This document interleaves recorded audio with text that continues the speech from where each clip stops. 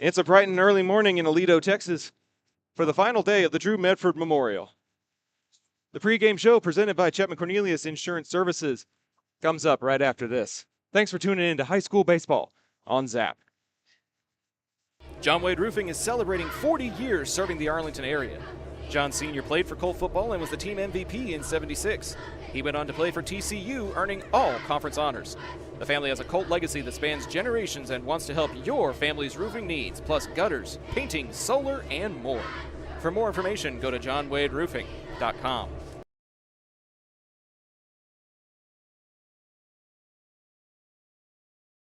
If you're a small business owner looking for reliable insurance coverage, or perhaps just navigating the complexities of Medicare, look no further. Chapman Cornelius Insurance Services is a family-owned, independent agency with over 50 years of experience, specializing in tailored insurance solutions for small businesses and their owners. Whether you need property, liability, commercial auto, or even life and health insurance, their agents can help you feel secure in selecting the insurance you need. Call April Chapman or Jason Ott today at 817-265-3346.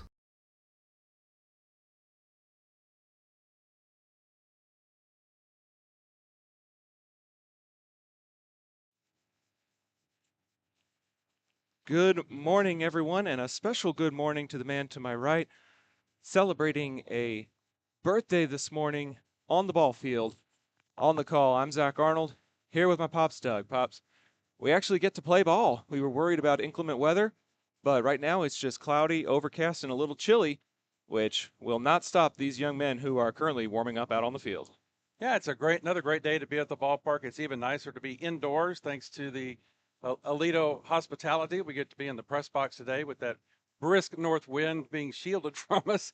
But it's going to be a nice day for another game here against Centennial, and wouldn't rather be any place on my birthday than at the ball field, except the party later that we have planned. We do have a birthday party later, and we will get to that. But first, we got to take a look at these Arlington Colts who are riding a high from a couple of victories yesterday. A huge seventh inning rally, scoring 6 when they were down 3-0 to come back and beat Richland, and then fending off a pesky Lake Ridge team in the second game by a final of 5-4 after a couple of really tough regionally ranked ball games on Thursday. They're able to turn things around and get a couple of wins yesterday, hoping to get win number 3 here today against the Spartans. Yeah, it was nice to break out of the difficulties they were having in Boswell the night before, where we dropped both of those games against some very highly ranked teams. I mean, to hold the number 15 team in the state scoreless and hitless for 4 innings was quite an accomplishment, I think. But then to drop both of those games and come back the very next day and be able to pick up 2 wins in a row was a great achievement for the Colt baseball team, and I think will be a great encouragement to everybody involved. We're going to get a brand new starter on the bump today. But first, we got to give a little bump and a little credit to our friends at Chapman Cornelius who present these pregame shows here on ZAP. Chapman Cornelius Insurance Services is a family-owned business with a team of professionals who have served the Arlington area for over 50 years. Don't let insurance be a headache. Chapman Cornelius can help you create a custom insurance plan tailored to your small business's needs and budget.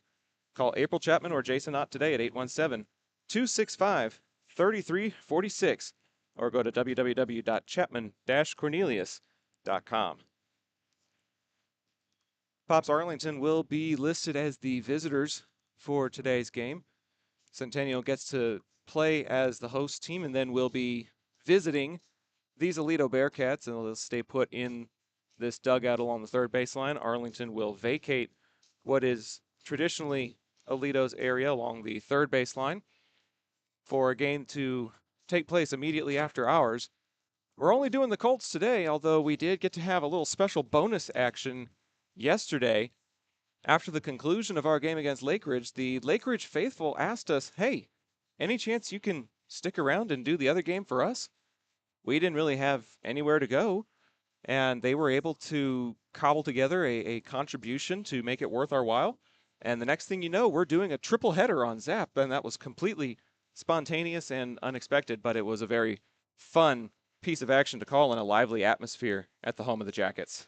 It was a lot of fun. It was very gratifying for the fans to recognize that we had a product that they were interested in, a service, and for them to go around and pass the hat basically around the stands More or less. and come up with some gratuity that made it even more enticing to stay. We were already set up. Yeah, we had all of our equipment there. If you've seen our pictures on social media, you could see where we set up yesterday. We didn't get the booth yesterday, so we set all of our equipment up in the stands, and we're broadcasting al fresco yesterday, and it was a great day for it. I mean, it was 80 degrees out there in Cleburne yesterday, so quite a change with the cold front coming in today. But we make the best with what we are given. Anytime we are grateful for the hospitality to get in the ballpark and have access to the team. And so wherever they say is appropriate to set up, we make do. That's where with we the go. Conditions that we're given. And thankfully, the accommodations today are out of the wind. We'll try to set up a crowd microphone for you, but right now all you're hearing is a loud whooshing sound because that's all that you're going to get. Not very many fans here out in Aledo today, but hopefully some fans able to tune in online with this game being broadcast live on YouTube. Yeah, this is one of the great services that we're able to offer to the fans that don't like this kind of weather. Baseball early in the season is definitely a cold weather sport. It is. And so we're glad to be able to be here for you and bring you the action. Not only our melodious voices, but also the video aspect here at Aledo Bearcat Ball Field. It's a nice complex here. It is. They've got the big stadium for football off to our left. The softball stadium abuts the third base line here of the baseball stadium. And then there you can see the high school off in the distance, the elementary school, the junior high. They're all right here. It's all on one piece in of one land. place, which makes it convenient. But I was mentioning to you this morning, I wonder how much trouble that provides during school pickup hours. Probably pretty hectic for sure. Arlington, as we mentioned, riding a 2-game high. They'll be facing a Centennial Spartans team that is going to be the district opener for the Cleburne Yellow Jackets. I learned that from the Cleburne broadcast crew last evening. So there may be some Cleburne people trying to tune in and keep an eye on how Centennial's doing. Fair warning, though, our contract permits live feed, but we are asked to remove the feed after about 48 hours in order to minimize the scouting aspect of high school baseball. You know, in football, they trade film, but they don't do that as much at the baseball aspect of high school sports. And so there is a little bit of secrecy involved in trying to make sure that your game is not exposed too terribly much. But we're excited to be bringing this game for you nonetheless. The Spartans are in their cream and blue jerseys, it looks like, from our vantage point. Arlington is busting out the green jerseys for the first time this season with the gray block Arlington lettering and gray pants. It's one of my favorite combos because last season, I think Arlington rattled off about 5 wins in a row when they were wearing those green jerseys. So maybe because it's March, it's time to break out the luck of the Irish uniforms today. That's a great idea. And the green uniform really glows. We've seen several really fire uniforms so far this year. The newest one we've seen is the black top black pants with the bright green pinstripes on it. Yesterday they broke out the white with the we found out, I got close enough to see it was black pinstripes and the bold Colts across block letters across the chest. Today is a script Arlington on the green background top. Is it script or block? It looks. I thought it was script. It's my old eyes are failing me here. If these are the uniforms I'm thinking of, they should be block gray lettering. But regardless, it's still a good look. The for Texas the team. flag patch on the shoulder is one of my favorite aspects. Yeah. So that'll be something to enjoy watching during this ball game. First pitch is scheduled for about 5 to 6 minutes away from now. We appreciate everybody tuning in to today's game. Hit that share button, copy the link, spread the word around that it's time for some matinee baseball. Pops, how early did you have to get up this morning in order to make it to the ballpark for a 10 a.m. first pitch? I prepped the coffee pot ahead of time, set it to brew, and I was able to roll out at 7 and get in the car by 7:30 to come across town to hook up with you and get out here. So not too early. I usually arrive at work at 7 o'clock, so I got to sleep in. That was a sleep in for you. My alarm was for 6:45, so that was a very unconventional thing to happen for me in a Saturday morning perspective. Umpires have joined us on the field here, and they're all bundled up today. Well, I mean, I wore extra layers of socks in the anticipation that I'd have to be outside. Those fellows, they have to be out there regardless. You know, sometimes when you're batting, you can kind of huddle up inside the dugout and get a little respite. I saw that Centennial had a portable heater that they plugged into the outlets in the dugout there, Oh, so how they'll funny. circle around that and warm up their hands and then get out there to try to bat maybe. Spartans are coached by Marcellus Biggins. Arlington coached by Brian Womack. Aside from the COVID-shortened 2020 season, the Colts have made it to the postseason under Coach Womack's leadership every single year, and they are hopeful to continue that trend as we get ready for district play starting next Tuesday, Pops. You'll be there for the district opener when the Colts visit the Halton Buffaloes. Yeah, we noticed that the games we played in Boswell, the second game, the Halton Buffalo baseball team came out to the ballpark to scout the Colts, their first district opponent. And they got to watch Danny Bustamante put on quite a performance through 4 innings in that ball game. He was absolutely unhittable through those first 4 innings. And then they got 1 base hit off of him, and the wheels came off, unfortunately. But what a performance through those first 4 innings. I have never seen 4 perfect innings like that. Yeah. Did not allow a hit, did not allow a walk, and then a little dribbler single that got past Mason Hensley. And from what I understood from Coach Womack, he just got in his own head a little bit. Yeah. And that's just being a competitor and losing your edge a little bit. That happens to all of us. We have had broadcasts before where we finish and go, man, we were just kind of off our game that day. And so there are times where perhaps you feel off your game a little bit, and that ends up being the result. But like you said, hanging tough with the number 15 team in the state for 4 innings, it gives you a lot of hope for how you can square off against other teams And moving forward. This Colt team we're finding they're resilient. They didn't hang their heads. They didn't, they weren't terribly disappointed. Coach Womack came over and talked to us as we were breaking down the equipment, and he was very pleasant, just such a nice guy and encouraging. And so he wasn't overly upset by the situation either. And then yesterday, while we were warming up and getting lineups, I was down on the field, and the Colts were just tossing the ball back and forth down the left field line. And I went out and fist bumped every one of them and just said, hey, we've got a brand new ball game. It's a new day. And they're like, yes, sir. Yes, sir. And boy, they got after it for both games. So it was a good thing to see yesterday. And it's just a good group of kids. It is. They're very nice. They've greeted me this morning. Hey, Pops, wishing me happy birthday today, all kinds of good things like that. Boy, it's nice to have a back on a chair today, isn't it? The little thing. We were in the bleachers yesterday, did not have a stadium chair, unfortunately, but we made the most with what we had. And we did. And we did 3 games And we worth did of it 3 times over. But, that third game, it was worth our while, and it was worth it to provide a service to the community, so I don't have any regrets about that. No, Mom kept texting me and saying, how's your back? How's your back? I'm like, it's okay. It's okay. We're going to make it. It's fun. The announcers here at Alito Field are announcing the starting players, and they're coming out and lining up on the third base line. Colts occupying the third base dugout today, making some ceremony here of the last game of the Drew Medford Memorial Tournament. Yes, sir. It's good practice as we get ready for district season as well, because this will be something that takes place during district. The defense will be introduced for the Spartans, and then first pitch will be right after that. We'll take another short break as we conclude the pregame show presented by Chapman Cornelius, and we will be back for the Colts and the Spartans. This is high school baseball on Zap, presented by John Wade Roofing. Taqueria Taco Express is now the official taqueria of Zach Arnold Productions.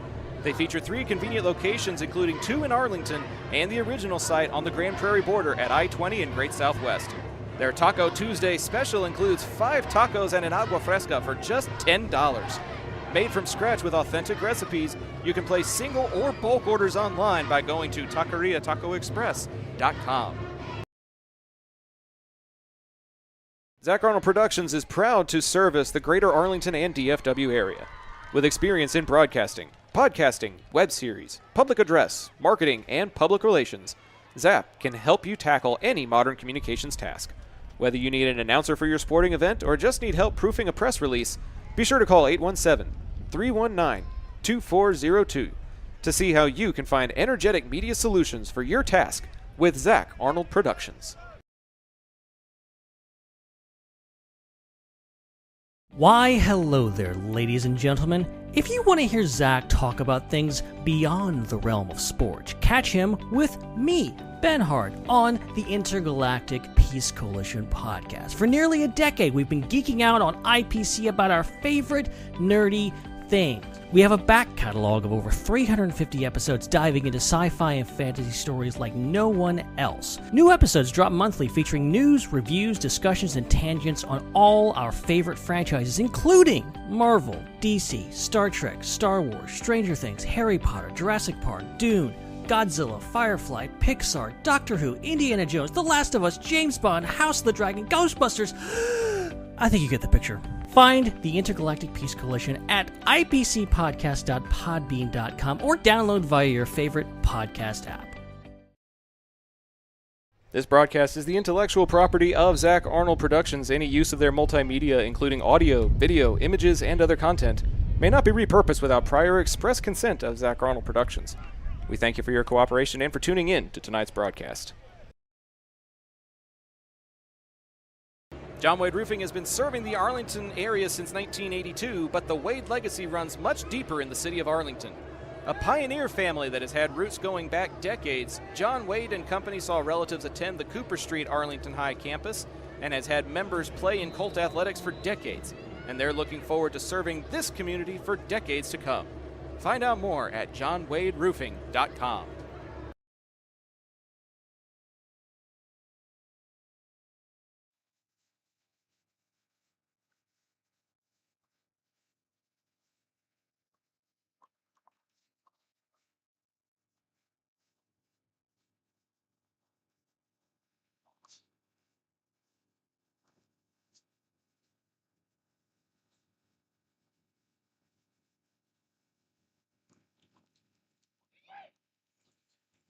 Doesn't matter how early in the morning it is. To quote the great Chuck Morgan, it is baseball time in Texas.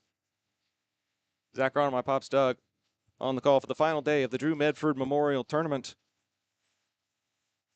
29 teams participating, 29 scholarships issued. The scholarship for Arlington High this season, Pops, was awarded to the senior number 23, Jeremiah Taylor, for his work ethic and leadership both on and off the diamond.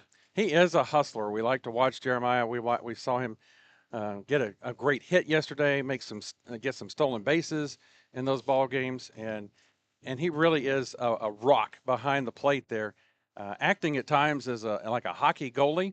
He'll slide to his right, slide to his left, and block the ball with his body, keeping it from his getting by him anytime.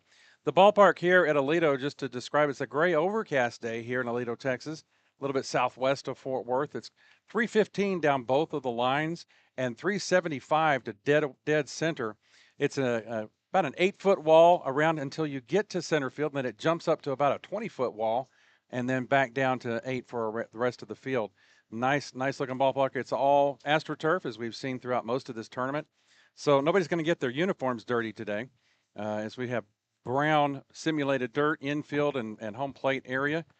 And the backstop is a very medium backstop. It's not nearly as short as Arlington High's home field, and it's not as long as the backstop you'd find at Bowie or Lamar if you're familiar with district action in the city of Arlington. So it's kind of a mid-range. You definitely going to give up 90 feet if a ball gets by you, and so we're going to have to really be careful with that. As we're about ready to play, umpire goes out and talks to the pitcher. Pitcher's finished with his warm-up exercises, and Danny Bustamante is in the home plate circle, ready to start this ball game. Bustamante will be leading off, playing the hot corner today. Shortstop Mason Hensley bats second. First baseman Matthew Wynn bats third. Cody Spate, number 13, gets the start on the bump. First pitch is delivered for a called strike, and we are underway. His battery mate is Fisher Stahlberger today. Harrington's at first, Grimaldo's at second. Third base is Hatton. Shortstop is Irwin. Whitney in left. Jorg in center. Tuggle in right. That is the defensive alignment for the Spartans today. 2 quick strikes on Bustamante here. Spates painting the outside corner and getting the call from the umpire. And Busta is aware of that and has to take a swing at something that he probably doesn't usually offer at just to keep the at-bat alive. Danny very versatile for the Colts, playing third base, shortstop, pitching. He's been a starting pitcher. He has been everywhere on the field. A great utility athlete. Takes a cut at this one and will retreat to the dugout for a strikeout. And he is retired to start the ball game. If somebody should find a way aboard, Abe Alvarado bats cleanup as the DH today. Jeremiah Taylor bats 5th and catching. Center fielder Gannon Howard bats 6th. Sam Harper in right field will bat after him. Second baseman Hayden White bats 8th, and then the left fielder Yadir Gamez rounds out the Arlington batting order. The 1-0 pitch is also outside for ball number 2. Hensley, a switch hitter, the only one in the Arlington lineup. Will get into the left-handed batter's box to face this righty pitcher. And quickly jumps ahead in the count, ball 3. Yeah, Spate was hitting the outside edge with Bustamante, and here he's trying to paint that corner again and missing.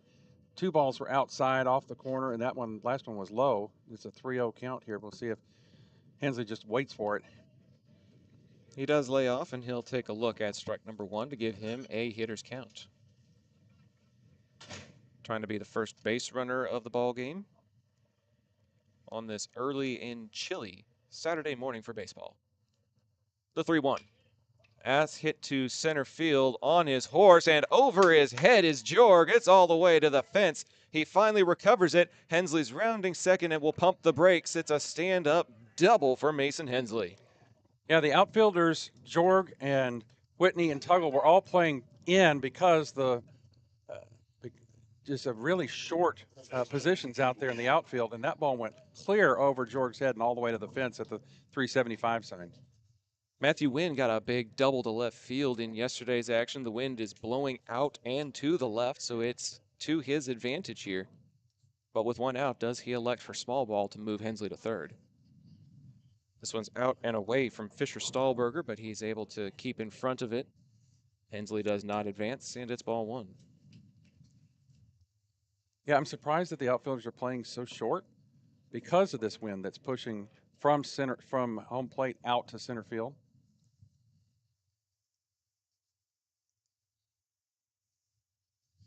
Spate looks at Hensley and comes home. That off-speed pitch catches the zone. Strike 1. 1 ball and 1 strike to the Austin College commit. The man at second base, Hensley, headed to Kansas City, Kansas Community College at the conclusion of this season. A lot of next-level talent on this Arlington roster. This one's also corralled by Stahlberger, and it is ball number 2.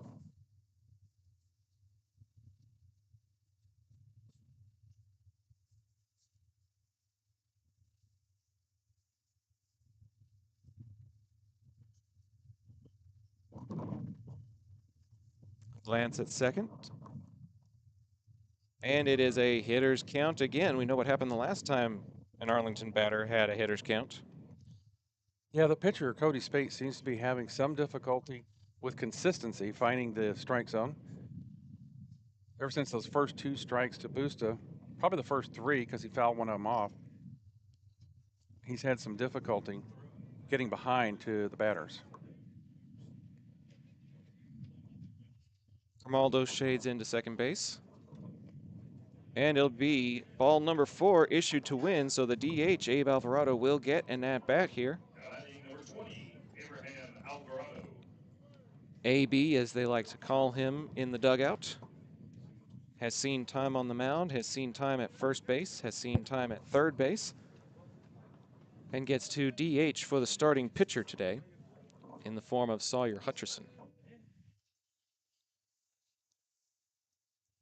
And that is another ball away.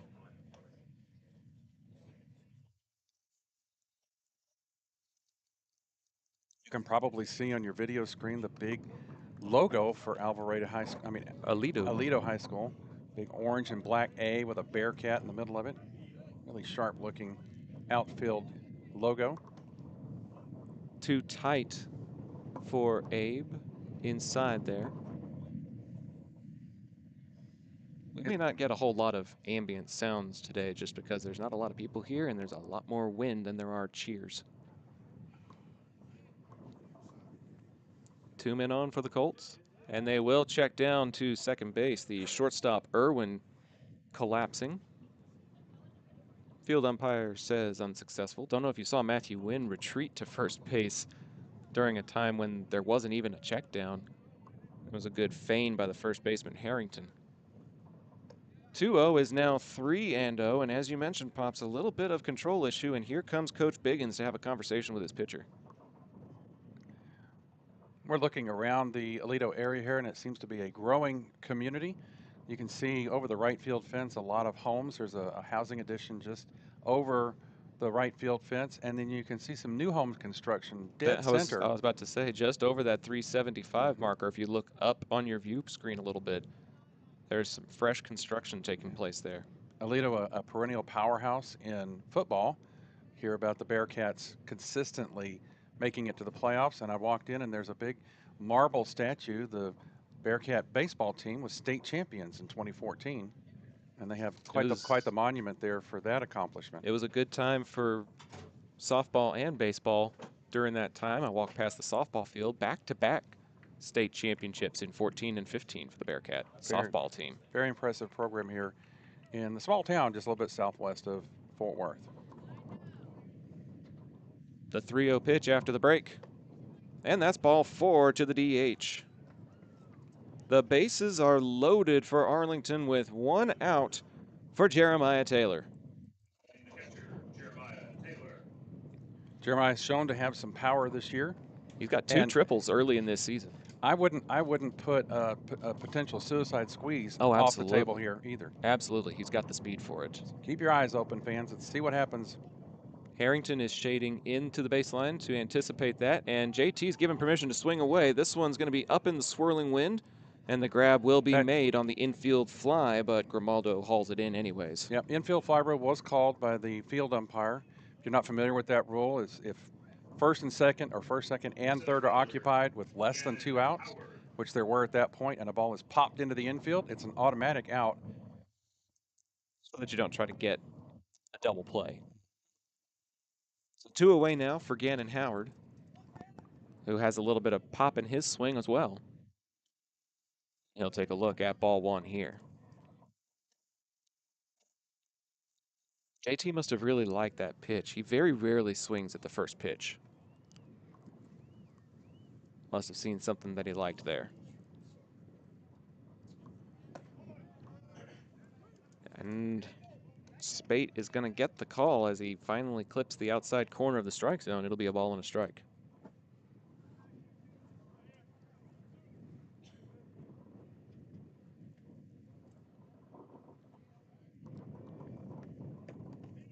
Low and away, that's ball 2. Nowhere to put the center fielder. Top of the first inning. Arlington 90 feet away from taking the lead.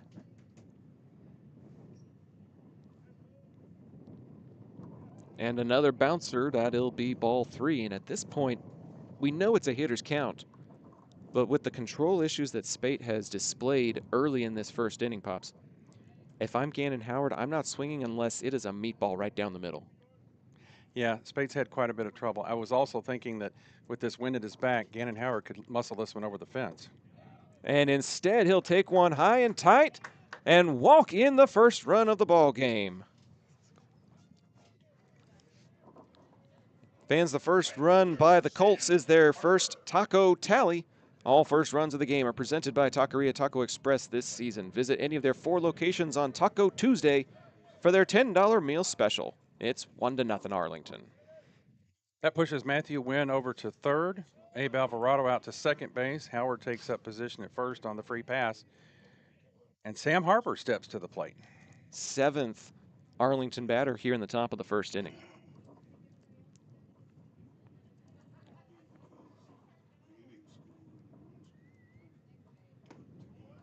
Tipped into the glove. That'll be a strike. It'll move the count to 1-1 for Harper.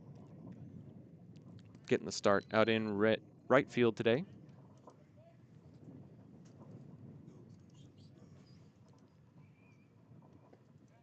Low and away for ball 2. I got to fist bump Sam as he was coming back, I believe from the restroom. Headed back to the dugout. 1 ball and 2 strikes is what they're calling it. Don't know why. It'll get fouled back. Umpire clarified a ball and 2 strikes for us just a moment ago.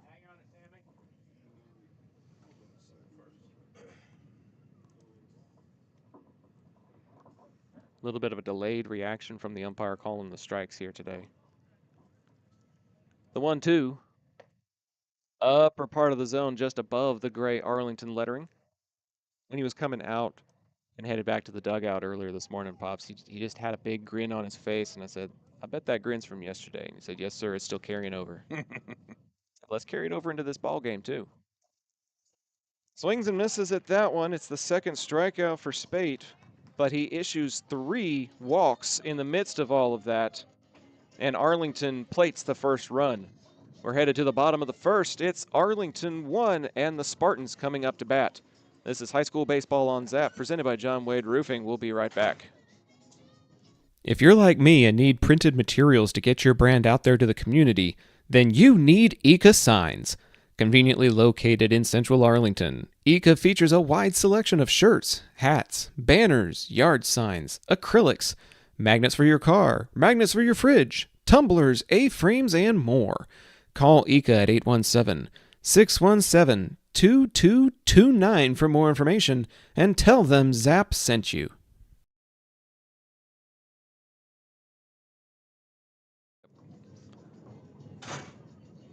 Sawyer Hutcherson, number 7, right-handed thrower, gets the start on the mound for Arlington today. His defense around him at first base, Matthew Wynn at second base, Hayden White at third base, Danny Bustamante. At shortstop, Mason Hensley.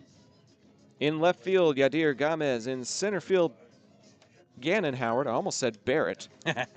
family tradition. And there. in right field, Sam Harper, his battery mate today, is the defending District 868 Defensive Player of the Year, Austin College commit, Drew Medford Memorial Team Scholarship recipient, and all-around great guy, Jeremiah Taylor.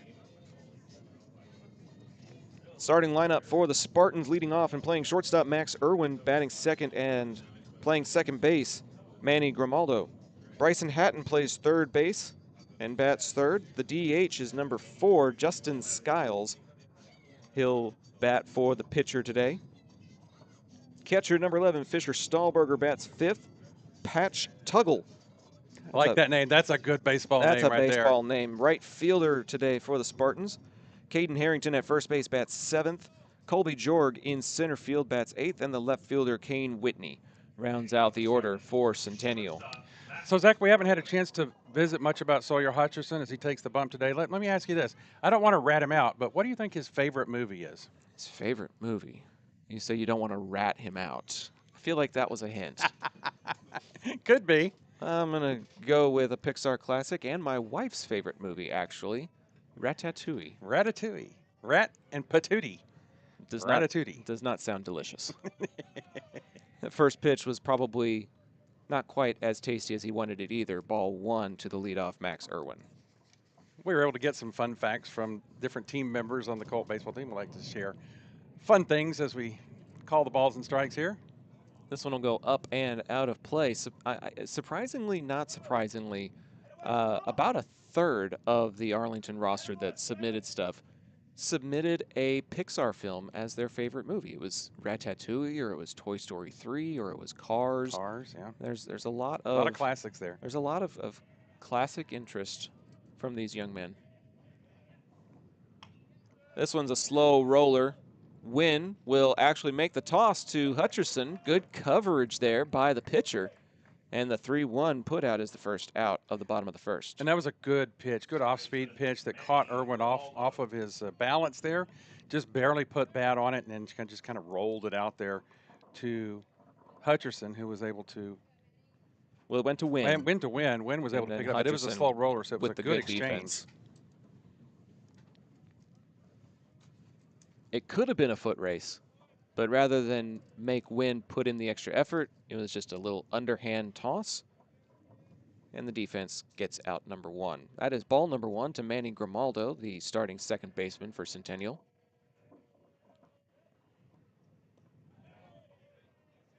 Check swing, thought about it, decided not to. And it'll be 2-0.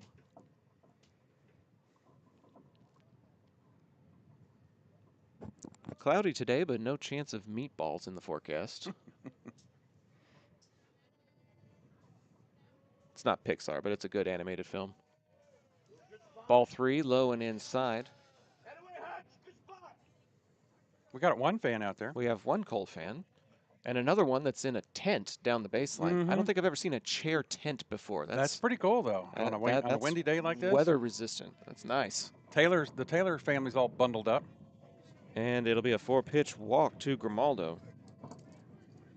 JT's family braving the elements. Just like we are. Yeah, we got it cush up here. We were out in the elements and about to pitch our tent al fresco. Bryson Hatton holding down the hot corner for the Spartans today. That'll be ball 1 low. If this was Texas A&M, there would be ball 5 chance happening right about now.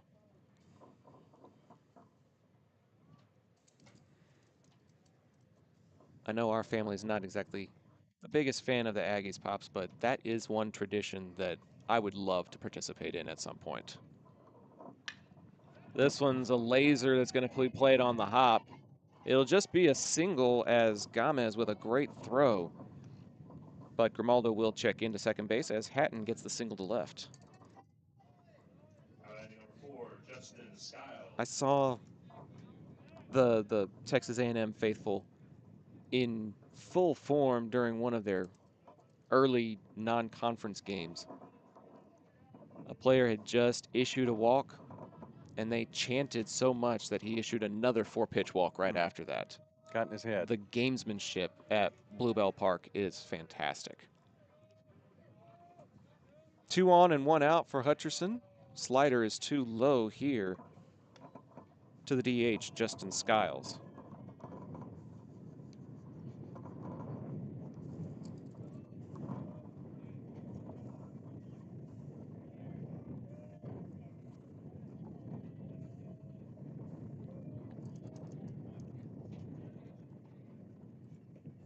Hutcherson with ball number 2. Seems to be having his own difficulty finding the strike zone now. Maybe we just blame the weather. There you go. 2-0 with 2 on and 1 out here in the bottom of the first.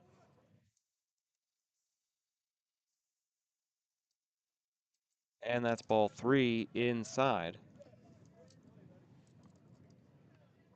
3-0 the count to the DH, at risk of loading it themselves. Hutcherson's first start on the mound this season. Get him some reps on this Saturday final game of the Medford. He does deliver the strike here. That'll move it to 3-1. Fisher Stahlberger taking swings in the on-deck circle. It's a literal painted turf circle just outside the dugout. That's a nice touch here at Aledo High. Yeah, you can't pick that circle up and move it, can you, Adrian Beltre? Not Adrian Beltre, nope. The 3-1 from Hutcherson can't find the zone, and that's a free pass to load the bases.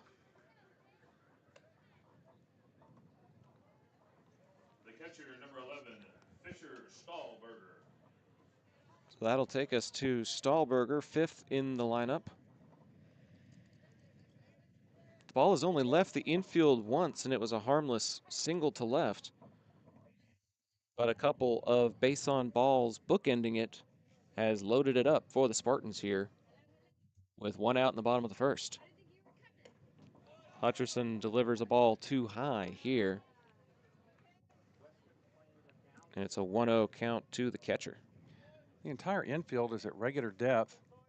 Last night we saw the corners creeping into the edge of the grass, trying to get the run at home on the force. Players up the middle, setting up for the double play, which the Colts can turn. Ball number 2 to Stahlberger. And I think at this point he may just sit in the batter's box until he sees a strike get thrown from the young Sawyer Hutcherson. Paints that outside corner and gets the call. It's 2-1.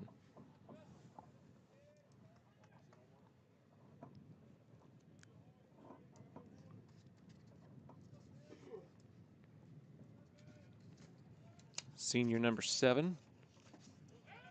Check down to first. The tag, not in time. Bang, bang play from JT trying to get the runner.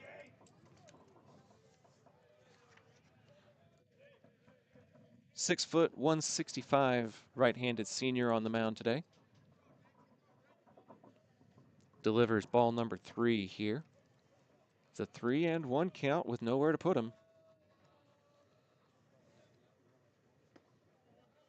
And the tying run gets walked in on ball 4. Grimaldo comes in to score. And that'll bring Coach Heath Crosno out to talk to his senior. 6th man in the order is the right fielder, Patch Tuggle.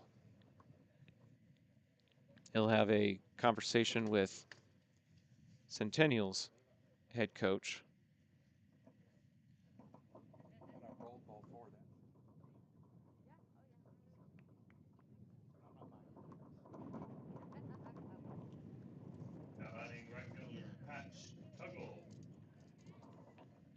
Pretty brief meeting, didn't involve too many infielders. Just trying to encourage the young man to throw strikes. That's really all it takes. Let your defense back you up. Trust your D.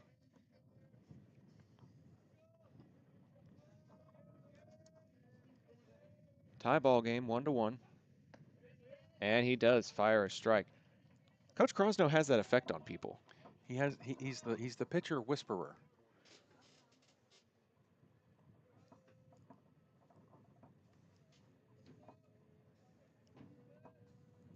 Hatton with the single, now occupying the base he usually defends. Curveball dips too far away for ball 1. Skiles is at second. Stahlberger may have a courtesy runner now. That is indeed number 2, Logan Matthews, now running at first. This one's going to bounce away from JT, off of the net, and here comes the lead run. You can be the district defensive player of the year all you want, but if you're not able to play the carom properly, that is the result, and it's 2-1 Spartans. Hatton comes in to score on the wild pitch, and it's 2-1.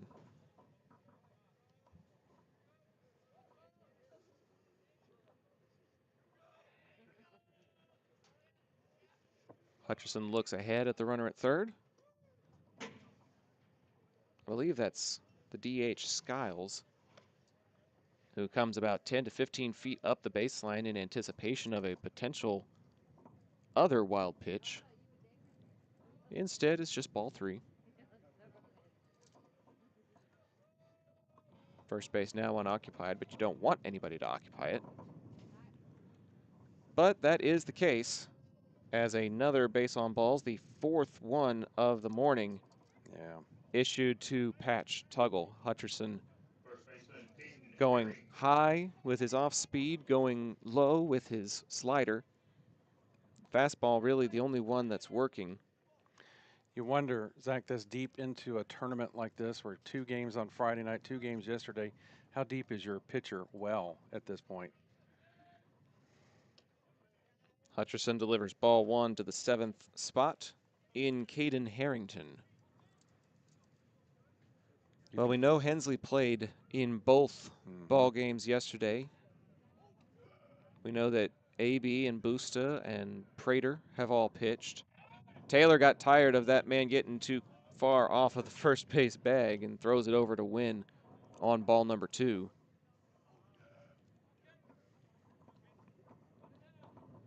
Taylor more than capable of catching a runner napping down there at first base that gets too comfortable. Gomez got the arm for it. Gomez has seen time on the mound in relief. I'm going through my Rolodex of Who's left? Who's left? As Hutcherson delivers ball 3 inside. And his body language just isn't there either, Pops. Yeah. After that ball delivery, he had a big slump of the shoulders, and Jeremiah Taylor noticed it and came to call timeout to talk to his pitcher. Good senior leadership there by JT. But you also keep in mind that you've got the district opener looming. So You do. You don't want to wear out arms. wear out another arm for a tournament game when you've got district on the horizon. Angel Hernandez, number 9, is listed as a potential pitcher. Harper has not seen a whole lot of time on the mound this tournament. We could see Cody Cleveland. He's listed as a pitcher infielder. We saw Matthew Wynn on the mound yesterday. He got a start, pitched a couple of innings. There's a few people, but that is another ball. That's ball 4. Isn't that ball 4? It should have been. Oh, a balk was called. No pitch and another run. Man, Hutcherson. When it rains, it pours. He is having trouble. Run number 3 for the Spartans.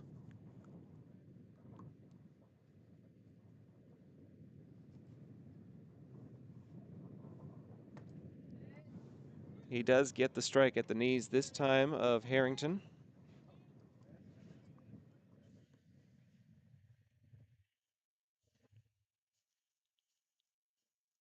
Three to 1 the score now. 3-1 the count.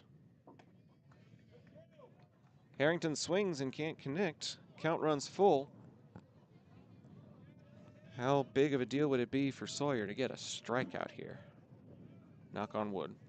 Definitely be a confidence booster. Payoff pitch. And that's too high. He lost him.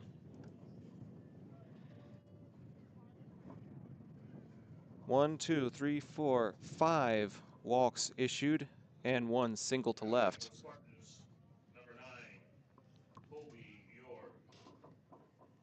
8th spot in the lineup.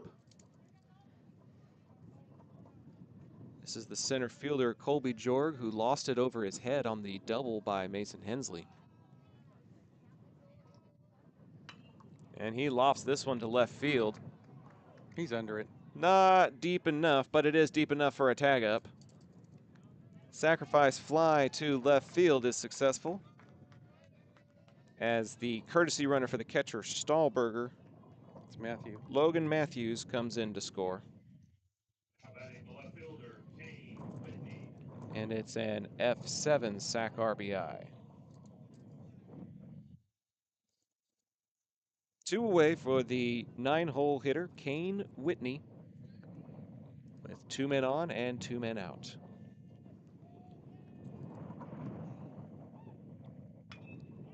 In play, headed to left center. Both fielders tracking it. Who will make the grab? It's Gannon Howard. Good tracking there by the center fielder, coming across, recording the F8, and preserves Pops's score sheet. But the Spartans do bat around and plate 4, thanks to some range and control issues from Sawyer Hutcherson. We'll see if he can straighten it out on the next frame, but we're headed to the top of the 2nd It's 4-1 Spartans. This is high school baseball on Zap Network, presented by John Wade Roofing. Zap wants to thank the following people who helped make our tournament coverage possible. Our meal sponsors, Kristen Crocker, Nathan Gutierrez, Gloria Weber, the Madden family, the Hensley family, the Laney family, Bill and Betsy Starnes, and Armando Dercol. And our lodging sponsors, Holly Hensley Life Insurance, the PDA Advocacy Group, Lynn Wynn, Jake and Sharon Damon, the Hammond family, Patty Bustamante, and Bella and Sam Howard. A special thanks to my wife Edna, whose constant support makes all of this possible. If you appreciate our tournament coverage, please consider sending a Venmo tip to the username @ZachTheVoice and list the name of the broadcaster you want to tip in the memo.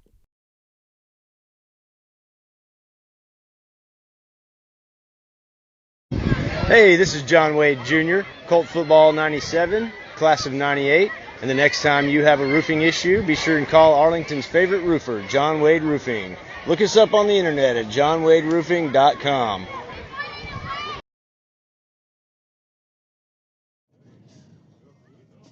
Welcome to the top of the second inning from Bearcat Field as Cody Spate delivers ball 1 to the leadoff batter, Hayden White. White leading off, number 9 hole, Gomez on deck. Danny Bustamante, the top of the order in the hole. That pitch catches the zone for strike 1.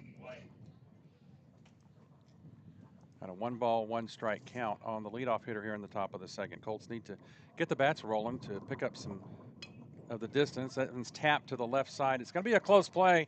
And there is no play. Yeah, Spate just picks it up and eats it because there was no way he was going to get the speedy Hayden White, who picks up an infield single here to lead off the top of the second. Hey, however you can get momentum, take it and literally run with it. Yeah, good lead off. It was kind of a dinker to the left side, but it was Spate was the closest one to it, and when he caught up with it, he was running towards the third base line and just didn't see how he'd be able to turn and throw across his body and get the speedy Hayden White. So White ends up at first. Gomez up to bat. Yadier Gomez, the right fielder today. No, he's a left fielder. Sorry, He's played the entire outfield, so yeah. it's Harper's understandable. in right. Harper's in right today. Gomez in left. When you're playing tournaments, you just kind of shift people around to see where their strengths are, and Gomez has shown strength in both left and right.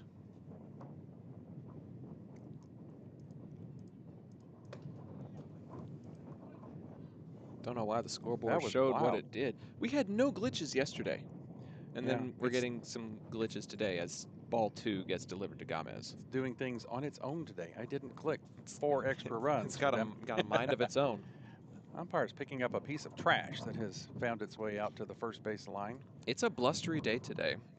Something probably came from the concourse. There was a little bit of debris in the stands from yesterday's action. May have been swirling around and made its way out to the baseline. Ball 3 way up and away. You know, Pops, I originally thought Gomez might try to lay down the bunt to try to move White over, but with this, you're taking the whole way and hoping to get aboard with a walk instead. Save that out for another batter. Squares to bunt, but the ball is inside and low for ball 4. There you go. And he does get the free pass there, moving White down to second base into scoring position. And that'll bring up the top of the order in Danny Bustamante. Fans, if you subscribe to the channel, a brief 10-minute wait, and then you can join the chat and tell us where you're tuning in from. I know that there's some Arlington folks that did not make the trip because the stands are empty. Little early and a little blustery. Tell us where you're tuning in from. We made the trip for you. Least you can do is say howdy. Danny Bustamante does square to bunt, squares it to the right side. Harrington picks it up, throws it to the second baseman covering for the out, and Danny Bustamante is able to move both runners along with the sack bunt there. Harrington picks it up, turns and fires to Grimaldo. He almost took his foot off and then he put it back on the bag just in time, but the sacrifice does put both men in scoring position. So that's a 3-4 sack BU if you keep a scorebook. That'll bring up the left-handed batting Mason Hensley. Got a double in his last at bat. Be great to see another solid hit from him and bring those 2 runners in from second and third. First pitch is called strike one on the low outside corner from Spate. Yeah, Spade got the call on that one. But it's been called on the opposite side of the plate as well so far today. Yep. Spate peers in for the sign from his catcher. The 0-1 delivery. Low and inside that time for ball one. 1 ball, 1 strike to number 2 hole hitter, Mason Hensley. Matthew Wynn on deck.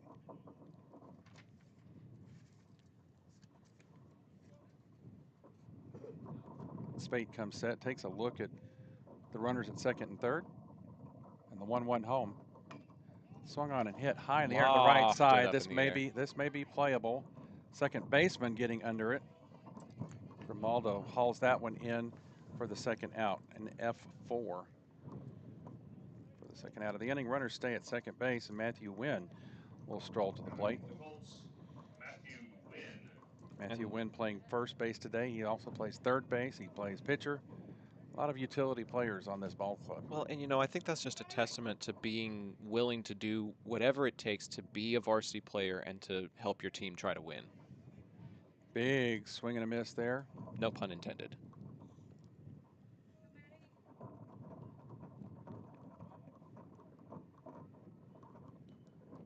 Runners in scoring position.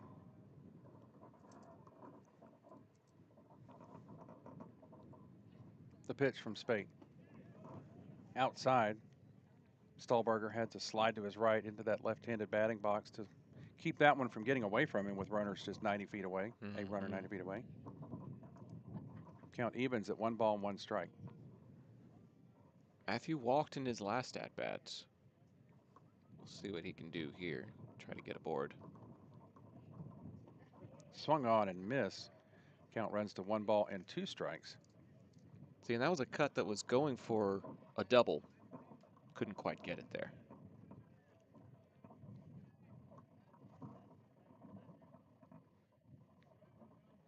One ball, 2 strikes. 2 runners on, 2 outs in the inning. The pitch from Spate. Line drive right to Hatton at third and retires the Colts. Solid contact. And if it's about 3 feet to the right, 2 runs score. As it is, those 2 runners are stranded, and we're headed to the bottom of the second. Colts trailing 4-1. This is high school baseball on the Zap Network, presented by John Wade Roofing.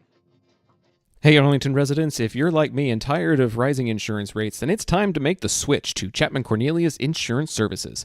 Since 1984, they've been your trusted local insurance experts, offering competitive quotes for all your needs.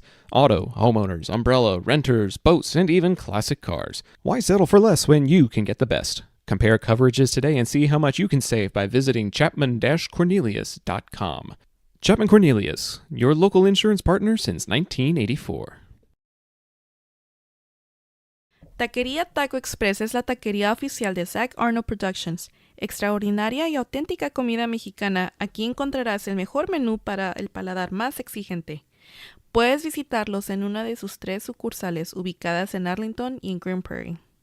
No te pierdas de su grandioso especial todos los martes, Taco Tuesday, de 5 tacos y un agua fresca por solo $10. Para encontrarnos o hacer un pedido, visítalos a su página web taqueriatacoexpress.com.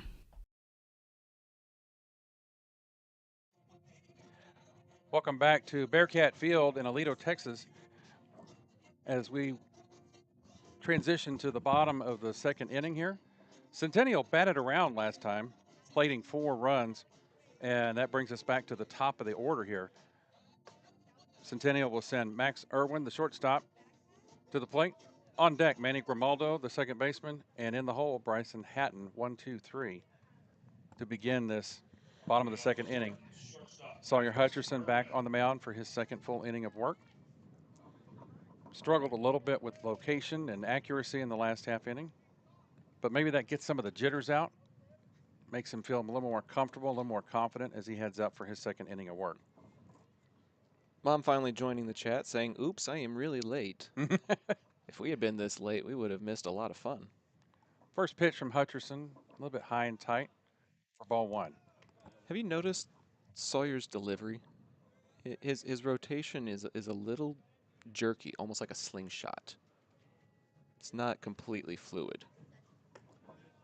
A little more chin music there as Irwin has to spin away from that one. A little bit high and tight. 2 balls, no strikes to the leadoff batter here in the bottom of the second inning. Centennial up 4-1 at this point, early in the ball game. Still very early.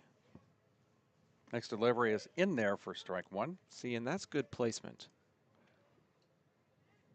Let's hope he can keep it up. 2 balls, 1 strike to the leadoff batter, Irwin, the shortstop for the Spartans today. At Bearcat At Field. Bearcat Field. Foul behind us for strike 2. Count evens at 2 balls and 2 strikes. Everything in my vision screams Bearcats with the bright orange and black trim. Very sharp look here at their ball field. But it kind of sticks in your brain. Orange and black is a nice color scheme. I like it. Hutcherson winds and delivers the 2-2 pitch, and that's swatted into left field.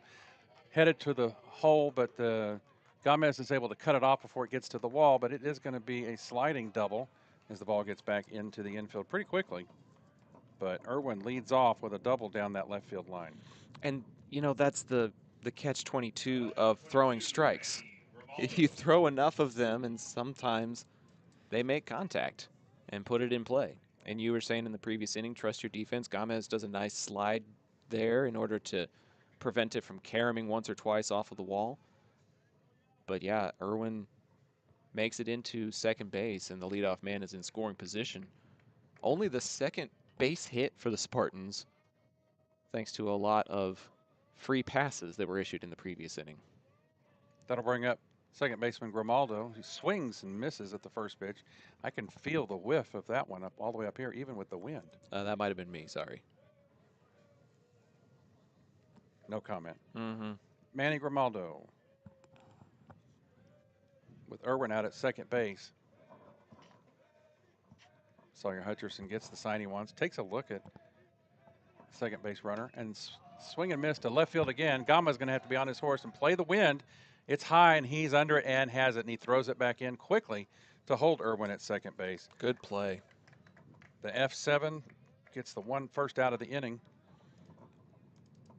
and that'll bring up third baseman Bryson Hatton. And the wind was swirling.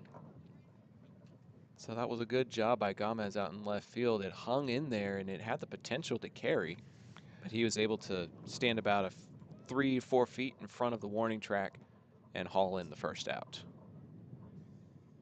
Hutcherson comes set for his first pitch to Hatton. Hatton got that one of the other base hits earlier in the game. Whoa, what? He called that a strike after JT had to slide over into the left-handed batting box. It must have crossed the plate as it tailed. Talk about a crosswind. 0-1. We'll take it. We'll take it. Time called now by the batter Hatton. Looks like JT might have called time, pointed down at the catcher.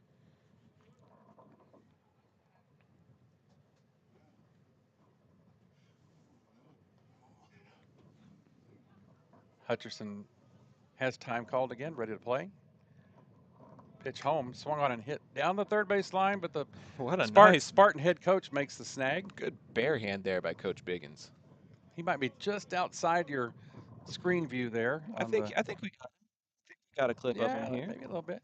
Count runs to 0-2 as Hutcherson works ahead in the count. One of the first times he's done that today. It is, it is. Nice to see the recovery from the young man after that first inning. Takes a look at Irwin. Another look at Irwin and comes home. Swung on and hit out towards shortstop, just beyond the reach of Mason Hensley. The runner is going to be held up at third as Gomez does a good job of getting the ball back into the infield quickly. Gomez has good recovery out there. He may be making a name for himself as a starting outfielder, the way he is charging the ball and getting it back into the field to play for the cutoff man. Now batting number 4, Justin Skiles. But like you said, the pitching is right in there where they can hit it. You say trust your defense, but right now the balls are going where the defense is not. I mean, they're perfect Hensley hits. made a good dive for it on that previous play. There's just no atom balls like what ended the last inning that went to the third baseman. True. First pitch to Skiles, low for ball 1. That ball was perfectly placed in the hole between Busta and Hensley. Nothing you can do about that. No, that's just good hitting. But Gama is playing a good left field so far today. There's Speaking another one of- lofted out there, and it's going to drop in for another base hit. They're not powerful hits. They're just enough to get out there, and that's going to plate another run for the Spartans. Single to left and an RBI for Skiles. Hatton moves out to second. That'll bring up Stahlberger, the catcher. Batting the catcher, Fisher Stahlberger.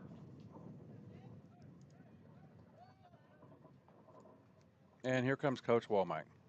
He may have the hook with him. Which is unfortunate because Hutcherson was throwing strikes. It's just that those strikes were being hit where the defense was not. Let's see what this mound. He's already been visited once by Coach Crosno. Coach Crosno in the first inning. I didn't see any activity in the Arlington bullpen. No, he So- has taken the ball from him. If he makes the change, it'll be a cold change, but that signal from the coach is indeed the sign of a pitching change. And the next time you need signs, banners, printed shirts, or other print materials, Ika Signs is the local printer to call. 817-617-2229 is the number, and tell them Zap sent you. New pitcher for Arlington when we come back with high school baseball on Zap, presented by John Wade Roofing. Taquería Taco Express es la taquería oficial de Zach Arnold Productions. Extraordinaria y auténtica comida mexicana, aquí encontrarás el mejor menú para el paladar más exigente. Puedes visitarlos en una de sus 3 sucursales ubicadas en Arlington y en Green Prairie. No te pierdas de su grandioso especial todos los martes, Taco Tuesday, de 5 tacos y un agua fresca por solo $10. Para encontrarnos o hacer un pedido, visítalos a su página web taqueriatacoexpress.com.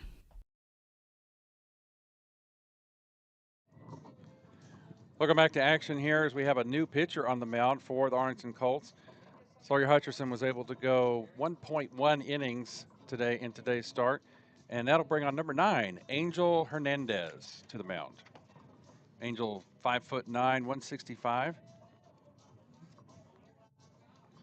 5'7", pardon me. He was wearing the number 9. wearing big shoes that day. 5'7", 180. One of the few players we didn't get fun facts from. We only have about 2 or 3 on the roster that we didn't hear back from, which honestly, all things considered, is pretty good. Yeah. To have that kind of response ratio from these young men shows that, you know, coach is invested in what we do, the players are invested in what we do, and we do our best to provide fun, anecdotal facts about we the need team. We need some fun facts from Crosno and Womack. That's what we need. Well, they listen to this broadcast, so if they're on board with it, let us know, Coach. Yeah, coaches, send us your favorite food, your favorite movie, your favorite activity outside of baseball. I know you're all consumed by baseball this time of year. Man, I feel bad for their wives. Well, You talk about coaching widows during the ball season. Happens a lot when someone like Crosno is coaching football in the fall and then turn right around and you're coaching varsity baseball in the spring. He's now pitching for the Colts. well, and we have broadcast widows. Angel Hernandez. Yeah, and unfortunately, Mom and Edna were widows for an extra 2 hours because of the game we did for Cleburne and Lake Ridge, but That was a fun opportunity. it was a fun opportunity to serve the community, and we appreciate the trust that the Lake Ridge family put in us to put on a quality broadcast for their loved ones last night. All right. I just appreciate the fact that our voices are still intact from doing a triple Yeah. header yesterday. Doing okay. Umpire calls time as Fisher Stahlberger, the catcher, steps in. Walked and scored a run in the last inning. 2 runners on at first and second, 1 out here in the inning as Angel Hernandez, first pitch, swung on and tipped into the glove of JT for strike 1. And this is one of those learning experience games where you have an opportunity to see what some of your relief pitchers who haven't seen a whole lot of experience yet are made of. With districts starting on Tuesday, I wouldn't be surprised to see more substitutions the deeper into the game we get, just to give them some defensive reps, some at-bats, and some opportunities. So I wouldn't get too attached to that score sheet. Really. That next pitch was a little bit high for ball one. Count evens at 1 ball and 1 strike. Hatton out at second, Skiles at first with 1 out here in the inning. Hernandez comes set, takes a look at the runner at second, and comes home. Hit the shortstop. Hensley's going to pick it up and throw to third and get the force out there. What a great play. Good move there to get the out number 1. Number 2, sorry. Number 2. Get the out at the base. It's going to be a 6-5 fielder's choice to get the lead runner. And that's going to bring up the man with the baseball name, Patch Tuggle. Wonder if he could put patches on his jersey, what kind of patch he would put. Sounds like a tongue twister. What kind of patches would Patch if Patch could put patches? I'm going to mute you. Yeah, First swing. I've got the mic. You got the control of the board, don't you? I've got the soundboard. I'm thinking Tug McGraw. Great baseball name. That's what Tuggle reminds me of initially. We had Charger Win in last night's game. Another good baseball name. At one point, we had Win at first base, and Win was holding him at first base. Swung on and missed for strike 2. Ranger Hernandez ahead of the count here. No balls, 2 strikes. And with 2 outs. Be nice to get out of this with only 1 given up.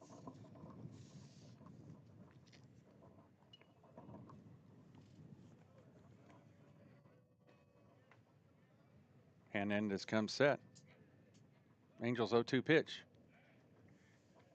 Kind of gets away from JT at the plate there. In and out of his glove. You see him tap his chest near his necklace area. He's going, that's on me. Recognizes he didn't put that exactly where he wanted to. 1 ball, 2 strikes on the batter, Patch Tuggle. Playing right field for the Spartans this morning. It's still morning. It is still morning. It's only 11. 1-2 pitch from Hernandez. Swung on and tapped just over Hernandez's head. Hensley fields it, gets it to first in time. Good play for the out. It was a slow roller out there. Hensley really had to put some speed on it after getting in the glove, but the 6-3 out retires the side. And only 1 given up. We're heading to the 3rd inning. Fans, the 3rd inning is presented by our friends at Eka Signs, located in the heart of Arlington. They offer same-day production on certain rush orders and offer a wide catalog of custom printed materials. Call 817-617-2229 to find out how Eka Signs can help your brand's visibility. This is high school baseball presented by Zap, brought to you by John Wade Roofing. We'll be right back. Pools in Texas need servicing all year long. At Rami Pools, LLC, we provide quality pool services such as cleaning, maintenance, and repairs. So call 469-951-0107 for a free estimate and ask for Roberto. Rami Pools, LLC. We're going to make you fall in love with your pool again. Hablamos español.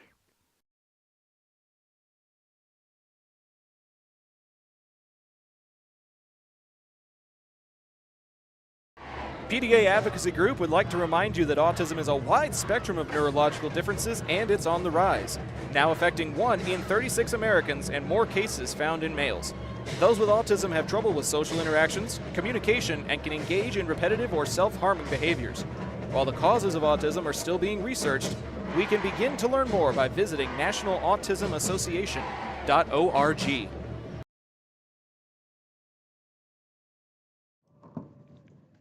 Final day of the Drew Medford Memorial Tournament taking place at several different locations in the Fort Worth area. We just happen to be on the campus of Aledo High School as Abe Alvarado leads off and takes a look at ball number 1 from Cody Spate.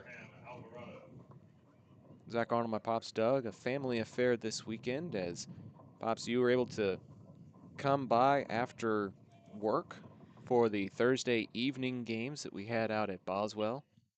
Took the day off Friday as Alvarado shoots this to the gap for a base hit to right. DH gets aboard for the 2nd time after drawing a walk in his last at-bat. That ball was placed. He reached out full extension and just tapped it into that hole between Harrington and Grimaldo. Perfect spot to get the leadoff batter on board here. So now Harrington will cover the first base bag with the pitcher's back to AB. First pitch to Jeremiah Taylor is low for ball 1. This is 1, 2, 3, 4, 5, 6 games in 3 days. You're not tired of me yet? Nah. I'll tell you, the drive from my work at Sam Houston High School up to Boswell was a bit harrowing. Bunt is squared up for, and the strike is going to be called. AB got too far away, and he's going to get picked off at first.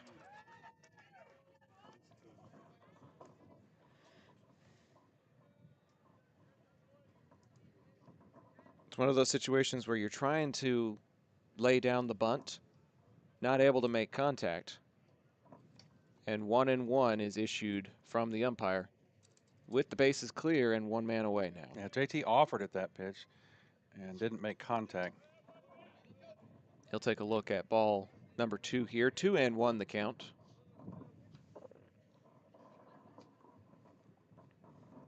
As Spate can now return to his traditional windup. Doesn't seem to be helping, though, as he delivers ball 3 too low. Gets away from him as the shortstop Irwin has to recover. Nobody aboard, though, so there's no harm done there. The hitter's count pitch is high and tight, and JT draws the walk. 1, 2, 3, 4, 5 free passes now issued by Spate. Center fielder Gannon You know, one of the fun things about tournament plays, we get to see a lot of great little ballparks around the metro area. Nice ballpark down in Midlothian. You got to play some games at Waxahachie's home field. I did enjoy my time at Waxahachie. Didn't enjoy the cell phone signal, but Right. did enjoy the ballpark.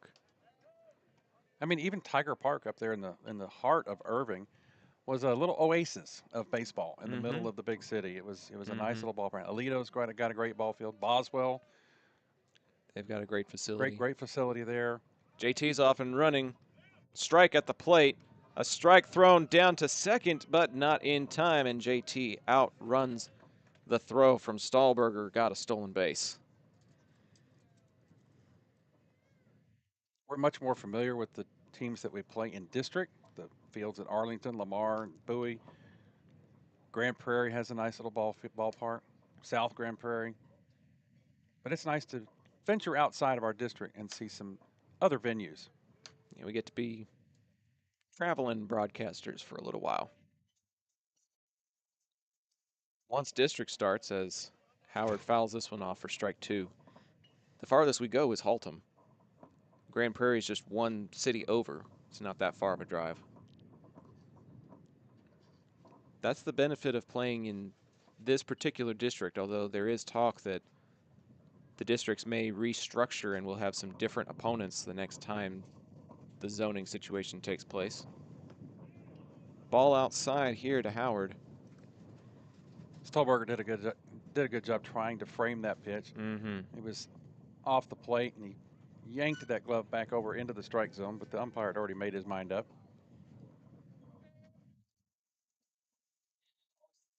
So it'll be a ball and 2 strikes here. JT with a modest lead. That one's going to get away a little bit from Stahlberger, but he keeps it in front of him, and JT can't advance. That caromed and then bounced in front of him rather than caroming off of his shoulder to the right, which is what we see happen a lot on those types of pitches that bounce to the catcher.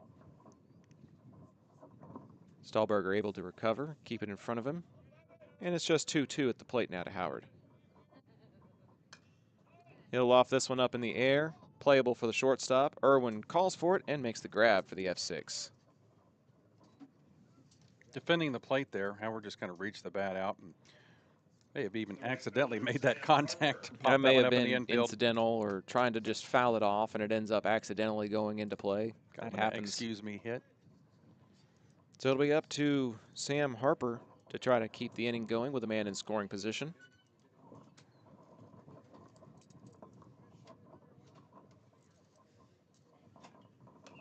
And first pitch he sees is headed for foul territory. 3 players converging along the baseline, and the grab is made by the third baseman, Hatton. And the FO5 will end the Arlington threat. So Jeremiah Taylor gets to second base, but gets no further as we head to the bottom half of the third inning. It's 5-1 Spartans. This is High School Baseball on Zap, presented by John Wade Roofing. We'll be right back. A-frames that bring their A game. The next time you need to get your brand out to the community, go with the printers who are in your community, Eka Signs. With everything from wall signs to banners, printed tees to hats, Eka can even do same-day rush orders on select products. Visit ekasigns.com/shop to see their full list. That's ikasigns.com/shop. Eka Signs, a partner of Zach Arnold Productions.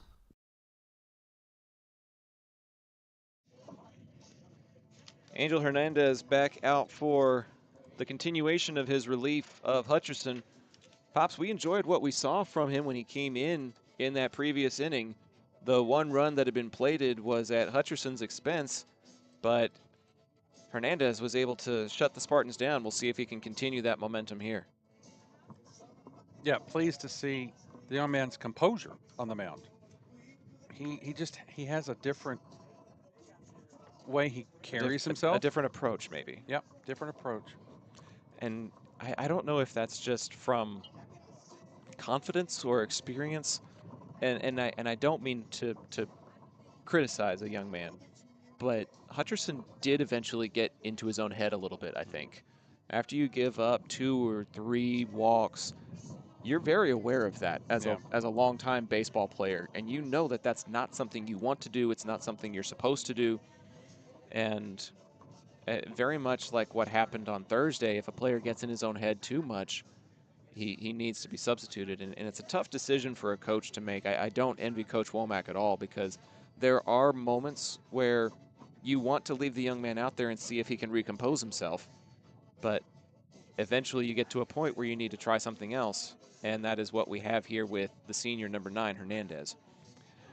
Fans, we're glad to bring you the video broadcast, one of the new technology aspects we've added to Zach Arnold Productions. And you might notice that logo that stays static in the top right-hand corner of your video screen, John Wade Roofing. John Wade Roofing provided the camera that we're using. Yes. And we're very grateful to them, and so we give them extra shout-out by leaving that logo there. And very, very excited to be able to add lots of new things to enhance the program. Caden Harrington leading things off for the Spartans here, and he'll take a look at ball 1 away. Yeah, we made a special separate sponsorship agreement in addition to John Wade Roofing being our title sponsors, in addition to being our post-game show sponsors. If we ever have a weather delay, they're the sponsors for that as well, as ball 2 gets delivered here. But I spoke to John Jr., who has been a longtime supporter of what we do, and he played for Colt football back in the 90s. Big supporter of Arlington and the Arlington area. As a strike finds the inside corner there. Harrington a little surprised by that. But with our recent pickup of the Bowie Volunteers, providing coverage for 2 teams in Arlington ISD now, the need was there as the swing and the miss makes it 2-2. The need was there for a second camera. My father-in-law actually gifted me a camera for Christmas. So we had one, we needed a second, and our friend and partner, John Wade Roofing, said, we will help you out. So as part of the agreement, we give them that special attention, like you said. Our friend Yanni Pagan is out there with the Bowie Volunteers playing in Royce City for a big tournament out there, as the big swing will dribble into the glove of Howard for a leadoff single for Caden Harrington.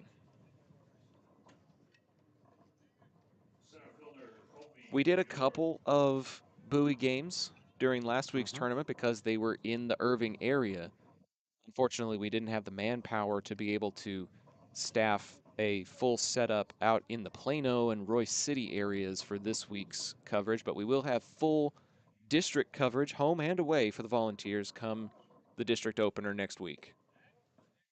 Ball is squared up for here by number 9, Colby Jorg. Feigned a bunt there, indicating the possibility of playing some small ball. But retracted the bat in time. Have to be very small ball to move Harrington over.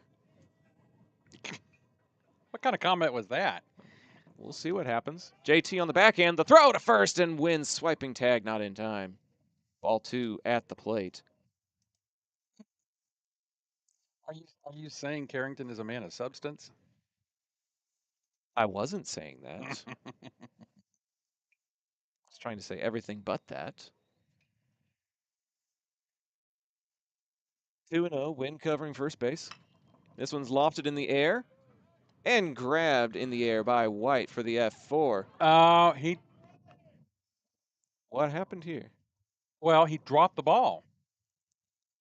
And we're trying to wait on the umpire to make sure he's going to make the out stand. It does look like that way. It looks like it will. He said he dropped it on the transfer to his throwing hand. So the F4 retires Jorg for the first out. That was interesting. Well, they could have picked it up and stepped on second for the force and still just left a runner at first. They'll award him the F4. Harrington will go back to first. And it's ball 1 to the bottom of the order, Kane Whitney, who flew out to center field in his last at-bat. Yachty says the Volunteers will not play until about 12:15. I would estimate that our game finishes by then, so we may not be providing too much coverage of the Volunteers as ball 2 is issued. Playing Woodrow Wilson. First game was delayed, so that delays everything else. Strike 1 is called here at the plate. We were talking about facilities earlier. Pop's mom put in the chat that LD Bell has recently updated their facilities and had a nice arrangement there as well. Ball number 3, low and away. Interestingly, that's another spot right in the heart of the Metroplex that we had difficulties with the signal. Yeah, I have no problems. We're in Alito, out here in you would Alito. think in the sticks, and they've got great signal coverage out here. Well, with it being a growing community, Yeah. they probably have to increase the cell coverage. Shortstop Max Irwin. Bottom of the order, Kane Whitney draws the walk, and there's 2 men aboard with just 1 out. Max Irwin stepping to the plate, top of the order for the Spartans, holding down the shortstop position. Got a double in his last at bat and scored a run. Pitch is way outside, but snagged nicely by JT before it got to the backstop.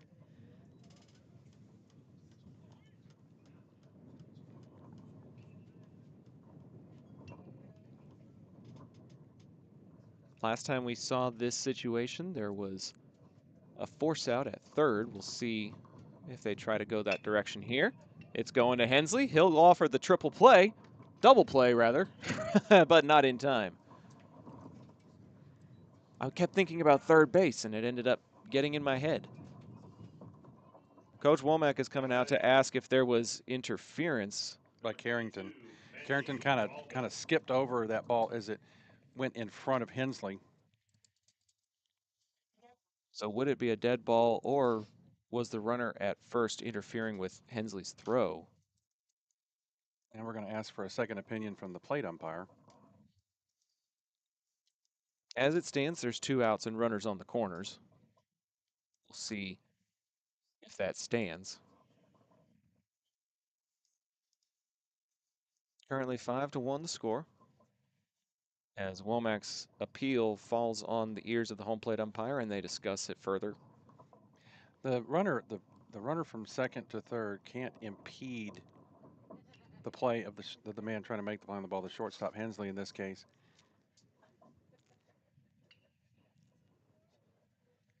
John Hawley tuning in from the Haltom area.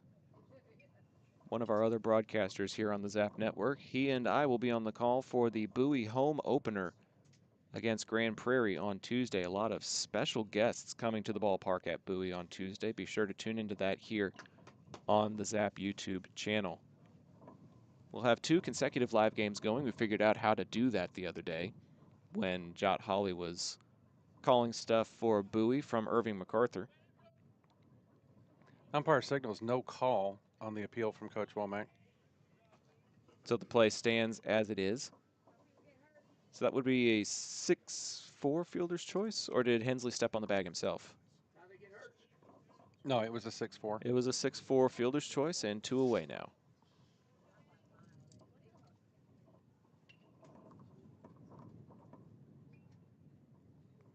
Grimaldo will take a look at strike 1 at the knees.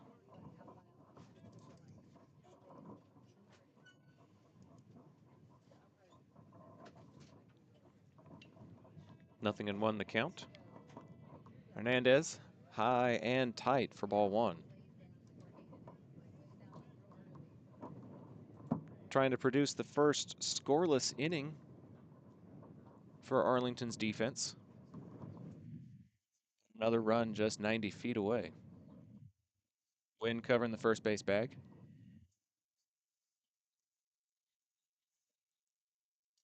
Way outside, but a good snag by Jeremiah Taylor.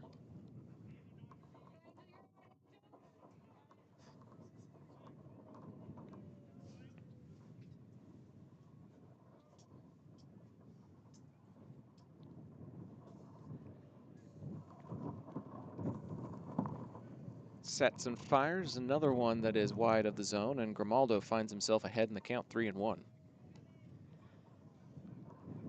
It looks like a tailing pitch, Pops, that just is tailing too far away too soon, and there's no reason for Grimaldo to even think about offering at it.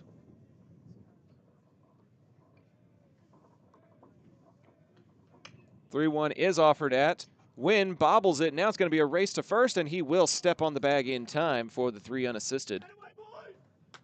And Arlington does indeed come up with a goose egg here in the 3rd, but it is 5-1 advantage Spartans. Still some more baseball left to play. Come back with us for the 4th inning with high school baseball on Zap, presented by John Wade Roofing. John Wade Roofing has been serving the Arlington area since 1982, but the Wade legacy runs much deeper in the city of Arlington. A pioneer family that has had roots going back decades, John Wade and Company saw relatives attend the Cooper Street Arlington High campus and has had members play in Colt athletics for decades, and they're looking forward to serving this community for decades to come. Find out more at johnwaderoofing.com.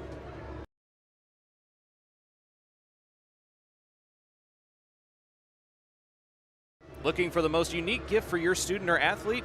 Local Legends Figures has you covered. The custom 6-inch figures are designed with you and your legend in mind. They even immortalize yours truly with a custom, never-before-used model to create a Zach the Voice figure for my 30th birthday. Huge thanks to our friends at Local Legends Figures. See pricing and place orders at locallegendsfigures.com.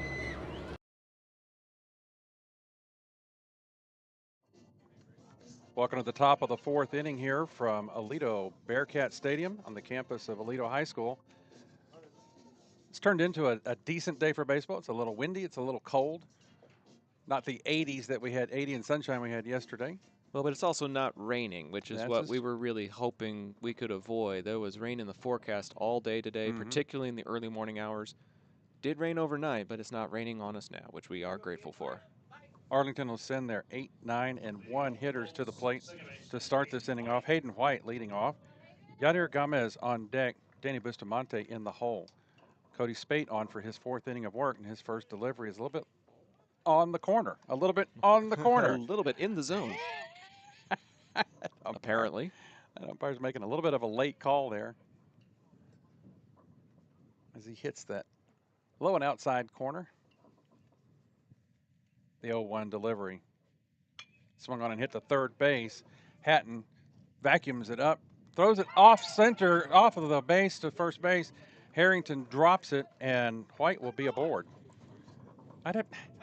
No, I got to give it to the third baseman. Yeah, that's a the wide. E5. It's a wide throw that pulled the first baseman off of the bag. Yep, that's a throwing error. It's an E5, and White reaches base safely with some interesting infield hitting. That'll bring up Yadier Gomez, doing some great defensive work in left field today. First pitch to him is outside for ball 1.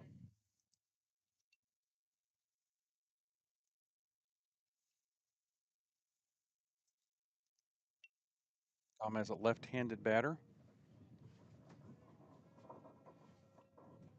Spate comes set after taking a look at first base.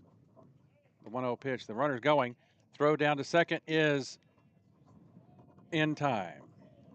In time as Hayden White is erased on the throw from Stahlberger.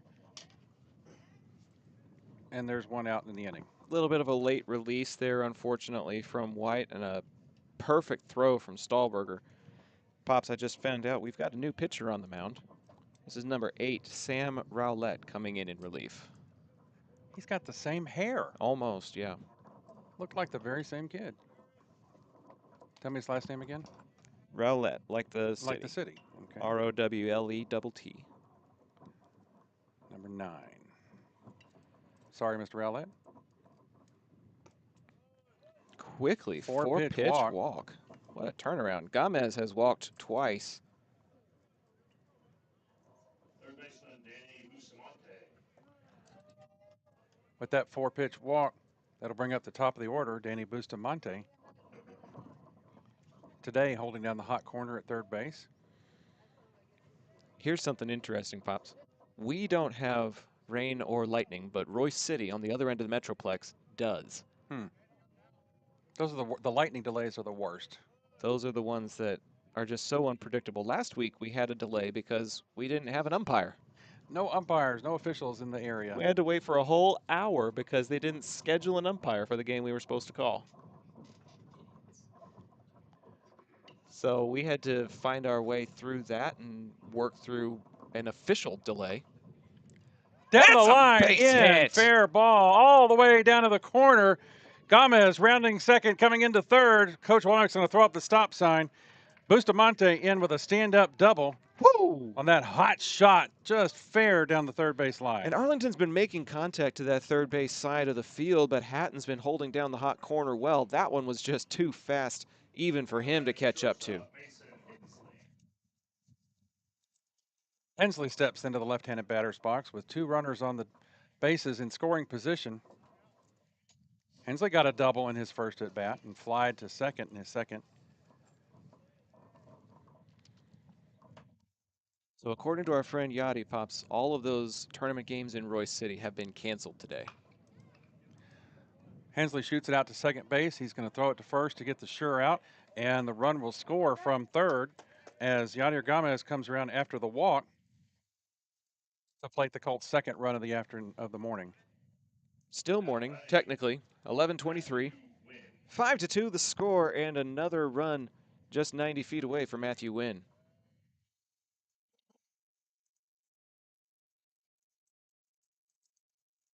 Bring up Wynn. Fouls this one. Oh, he's going to trickle down the first base line and goes just inches foul. Just inches outside that first base bag.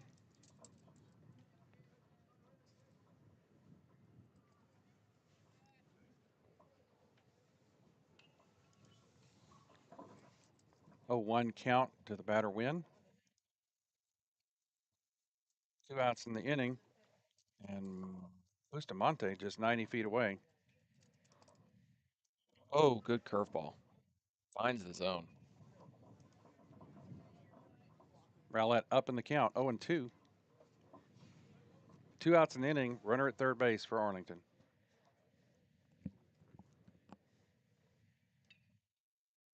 The delivery.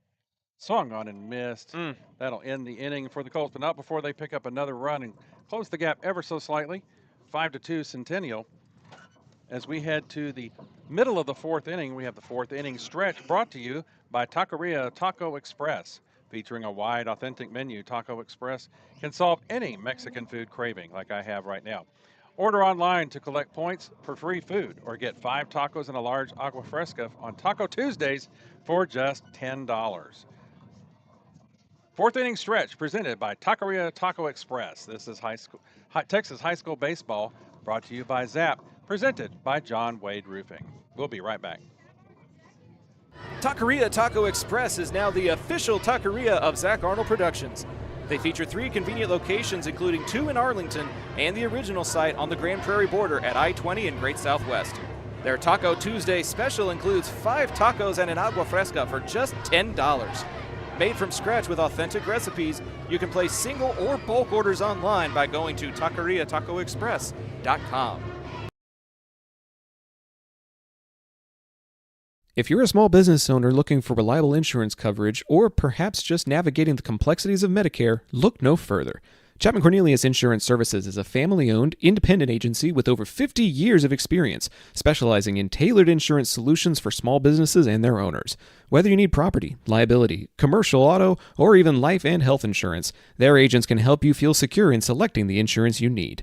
Call April Chapman or Jason Ott today at 817-265-3346.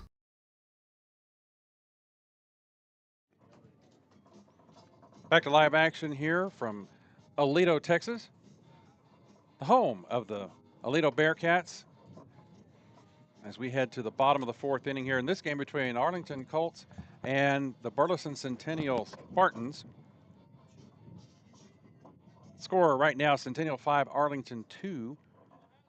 Centennial will send the 3, 4, 5 batters to the plate. Bryson Hatton leading off. Justin Skiles, the designated hitter, on deck. And Fisher Stahlberger, the catcher today, in the hole.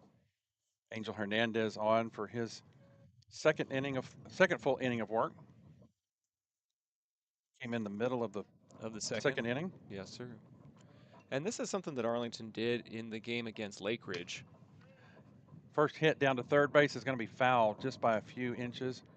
Played there by Bustamante. They were trailing Lake Ridge 3-0, or 3-1 rather, after the first inning, and just kept scoring one run here, one run there, one run there, and then plated two very late in the game that ended up being the difference, because there was a run that was scored in the 6th by Lake Ridge. We didn't get to play the full 7, but that one run proved the insurance that Arlington needed to get the win yesterday.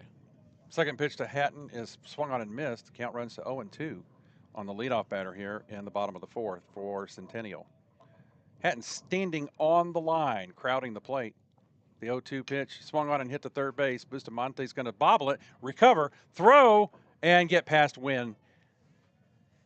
Hatton's going to round the base at first and make it into second base standing. Yeah, however you dice that up, whether that's the field or the throw, that is an E5 that will put Hatton aboard. I'm gonna give him a base hit getting to first, and the E5 gets him to second. Bustamante had the ball, and you could see it bobble up against his chest, and he got it back, and then it was just too late to get it to first base on an accurate throw as it got away from Wynn in the dirt. So the runner at second base, that brings up Skiles, who swats this one to the right side into foul territory for strike one.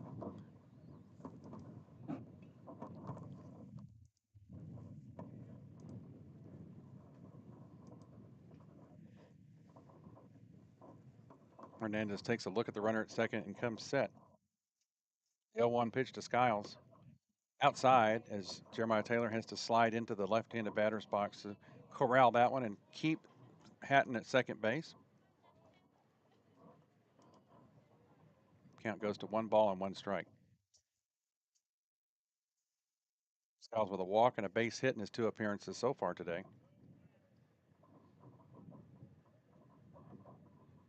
The 1-1 delivery. See, and that's a good off-speed pitch, but it's just too high in the zone.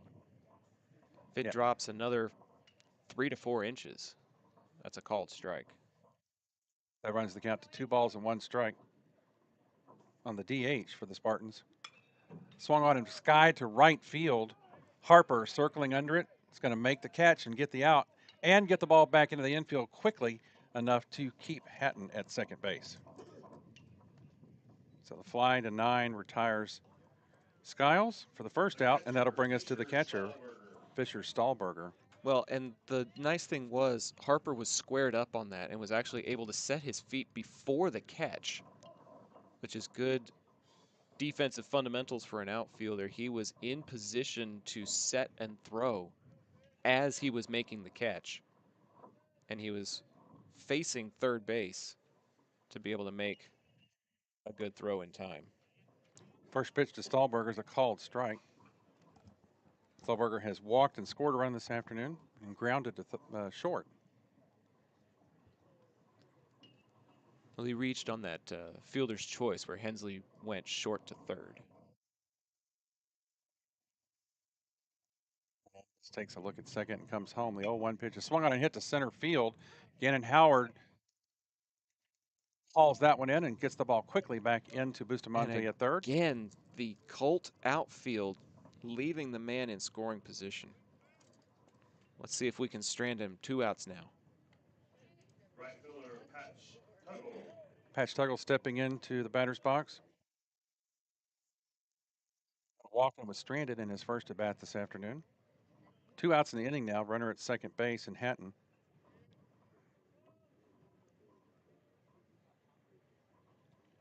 Angel Hernandez comes set. And his first pitch home is swung on and blooped into left field. It's going to be just over Bustamante's outstretched arms. And Hatton is going to score all the way from second. Announcer's jinx. That's my fault. Just a little dinker out into no man's land, just over Bustamante's outstretched glove. And that'll plate another runner. Somebody's doing something. Home team gets another run, 6-2 now.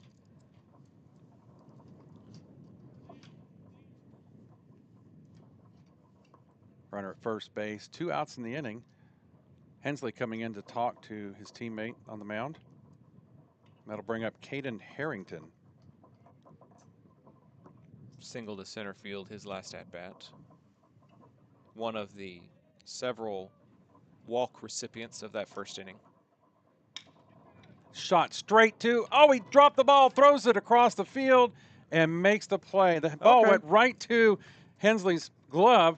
He dropped it to the ground, but was able to recover and get it over to Wynn in time for the out. Hey, we'll take the out however we can get it, but Centennial does answer Arlington's run with a run of their own to reset the difference back to 4. We're through inning number 4. Still got a little bit more baseball left to play. This is High School Baseball on Zap, presented by John Wade Roofing. We'll be right back with the 5th inning. If you're like me and need printed materials to get your brand out there to the community, then you need Eka Signs. Conveniently located in central Arlington, Eka features a wide selection of shirts, hats, banners, yard signs, acrylics, magnets for your car, magnets for your fridge, tumblers, A-frames, and more. Call Eka at 817-617-2229 for more information and tell them Zap sent you.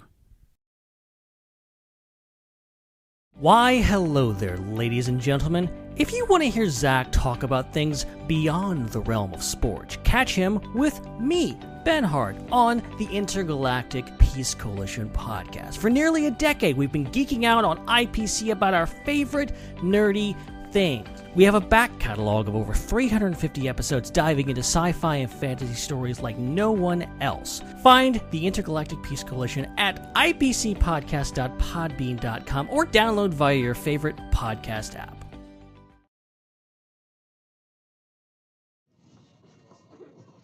Welcome back to Aledo, Texas. Zach Arnold and the birthday boy, my pops Doug, out on the ball field for the 2nd or 3rd year in a row for his birthday. Pops, many happy returns, and thank you for choosing to spend your birthday out at the ballpark. I'm having a good time today.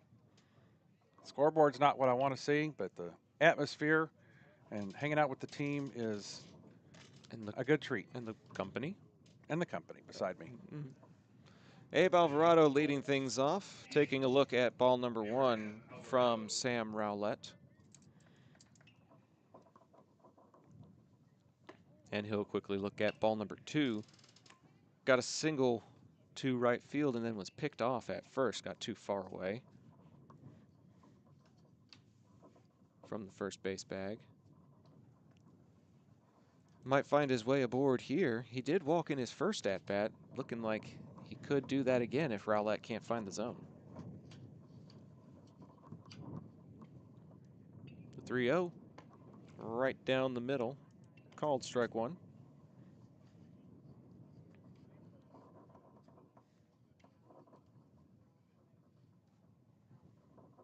Next pitch. Inside and low, and Abe finds his way aboard.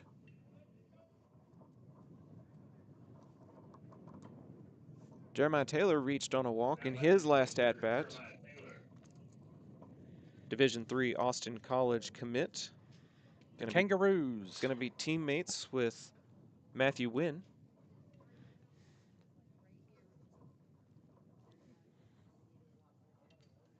But they're not going to actual Austin, Texas, as he looks at strike one. It's one of those confusing situations where you hear a name and you think that that might be where you're going, but Austin College actually located in Sherman. Sherman, right up on the Red River.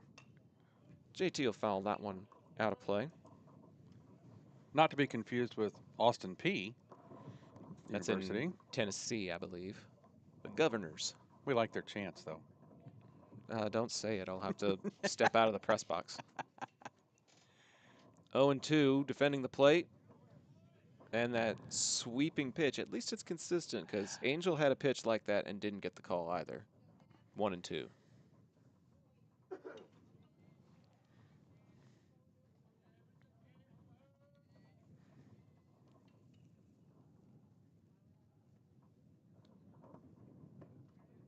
And JT works the count even to 2-2. Our friend Yadi Pagan, representing the Bowie Vols today, says that Bowie's tournament games have been canceled, and it looks like the Bowie baseball team's headed to Buc-ee's. That's a great place to go. If you want to lose $100 in 10 minutes. $45 bathroom break. JT lofts this one to That's left going over field. his head. It's going to be a ground rule double over the fence. Abe Alvarado will move over to third, and a big swing carried into the wind by JT. It'll bounce on the turf and give him 2 bases.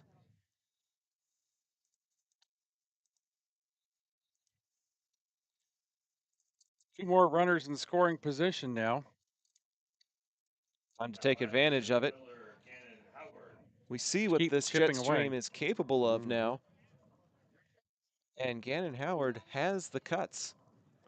He's got the power. We've seen it in the tournament game at Midlothian where he parked one over the left field fence.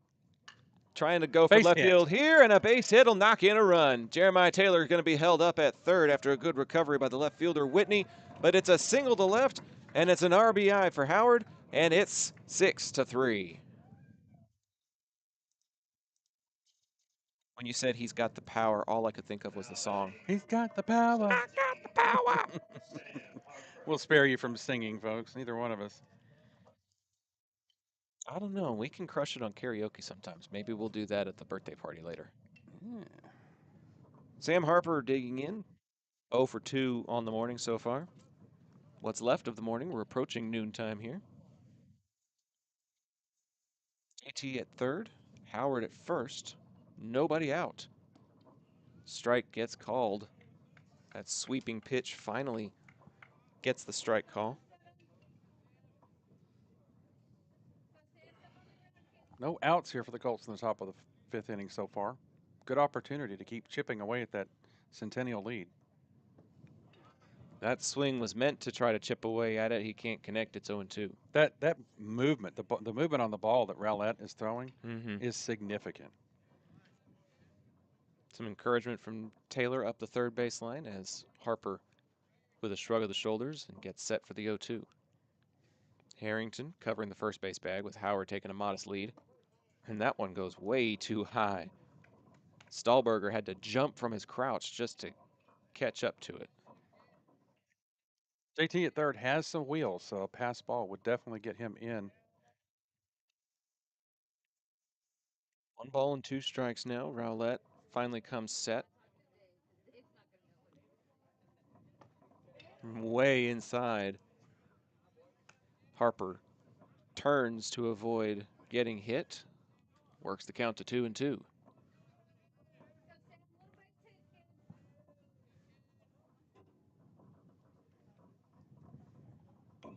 And that one will get fouled off as it goes off of the end and upper part of the barrel of Harper's bat.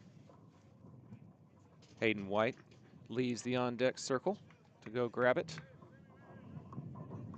And we'll come set again. Stan seemed to have filled in a little bit with some of the Colt faithful live and in attendance here, all bundled up.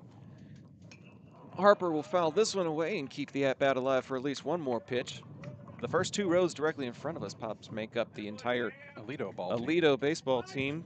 Their game is immediately after this against the Centennial Spartans. It'll be a doubleheader for them.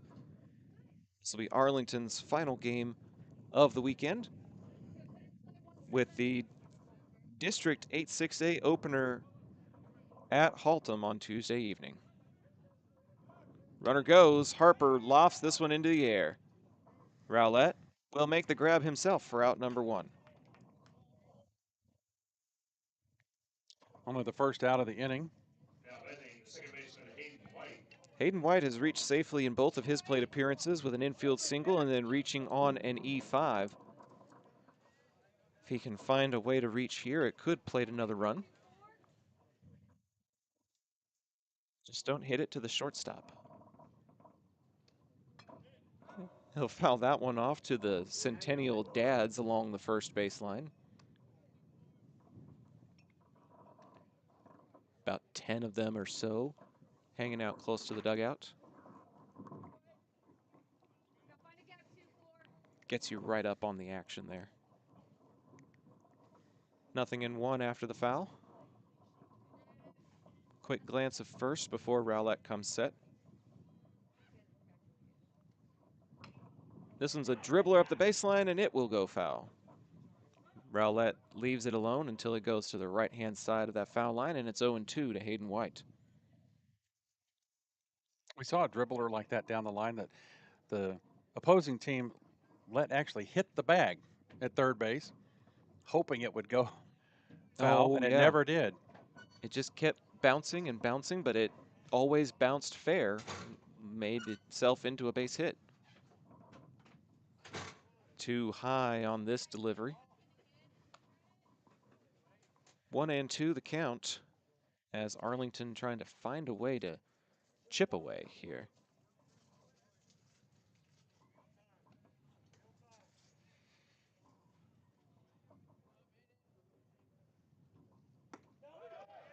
And the third strike is called on the outside corner for out number 2. White is retired on the backwards K. Second strikeout for Rowlett. And it'll be up to Gomez to try to bring another run home.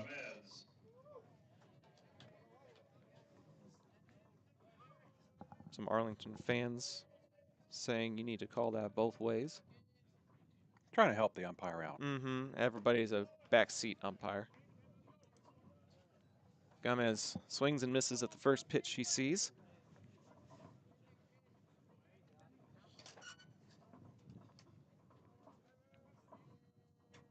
Gomez walked and scored a run his last at bat in the 4th inning. Swings and misses at this one, and now Howard will run to second unopposed.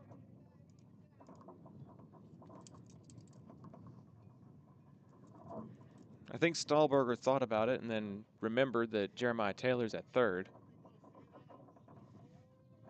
And it's also an 0-2 count with 2 outs at the plate. Gomez will loft this one to right field. It's headed for a blooping gap, but Tuggle is able to come to the foul line and make the final out on the F9. 2 men left in scoring position as we go to the bottom end of this frame. Colts running out of innings and running out of time here, but they do cut into the lead again. It's 6-3. This is High School Baseball on Zap, presented by John Wade Roofing. We'll be right back. Las albercas en Texas necesitan servicios durante todo el año. Romy Pools brinda servicios de calidad, incluyendo limpieza, mantenimiento y reparaciones. Llama al número 469-951-0107 para una consulta gratuita y pregunta por Roberto. Romy Pools, haremos que te enamores de tu alberca de nuevo. John Wade Roofing is celebrating 40 years serving the Arlington area. John Sr. played for Colt football and was the team MVP in '76. He went on to play for TCU, earning all conference honors. The family has a Colt legacy that spans generations and wants to help your family's roofing needs, plus gutters, painting, solar, and more. For more information, go to johnwaderoofing.com.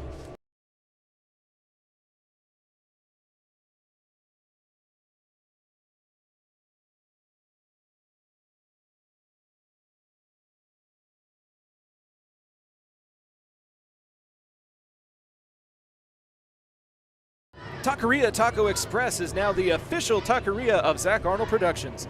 They feature 3 convenient locations, including 2 in Arlington and the original site on the Grand Prairie border at I-20 in Great Southwest. Their Taco Tuesday special includes 5 tacos and an agua fresca for just $10. Made from scratch with authentic recipes, you can place single or bulk orders online by going to taqueriatacoexpress.com.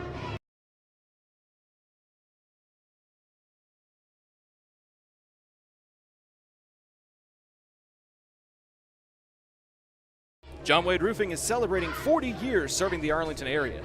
John Sr. played for Colt football and was the team MVP in '76. He went on to play for TCU, earning all conference honors. The family has a Colt legacy that spans generations and wants to help your family's roofing needs, plus gutters, painting, solar, and more. For more information, go to johnwaderoofing.com.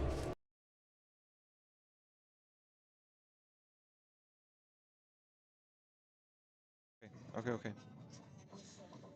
Center field. Back live. Mass substitutions on the defensive side for the Colts as we have a new pitcher on the mound. In number 5, Axel Alvarado. That signals that we have a pitching change. A signal from the coach is a sign of a pitching change. And the next time you need signs, banners, printed shirts, or other materials, ICA Signs is the local printer to call. 817-617-2229 is the number. And tell them Zap sent you. 7 new defensive players for Arlington. We'll get you caught up on all of those as we can. The only people staying, Number 5, Axel Alvarado. the only ones staying are Jeremiah Taylor behind the plate and Gannon Howard out in center. Now batting the center fielder, Colby York. New first baseman is number 26, Noah Cifuentes. New second baseman is number 3, Simon Hercules. New third baseman is number 20, Abe Alvarado.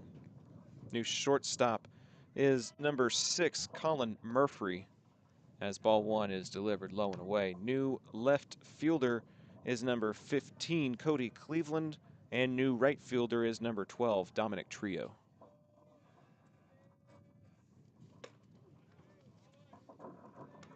Strike 1 gets called, very delayed.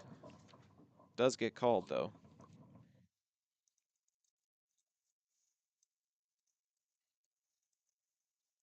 A little bit low for a ball there. York 0 for 2 at the plate so far this afternoon. Taps that one foul.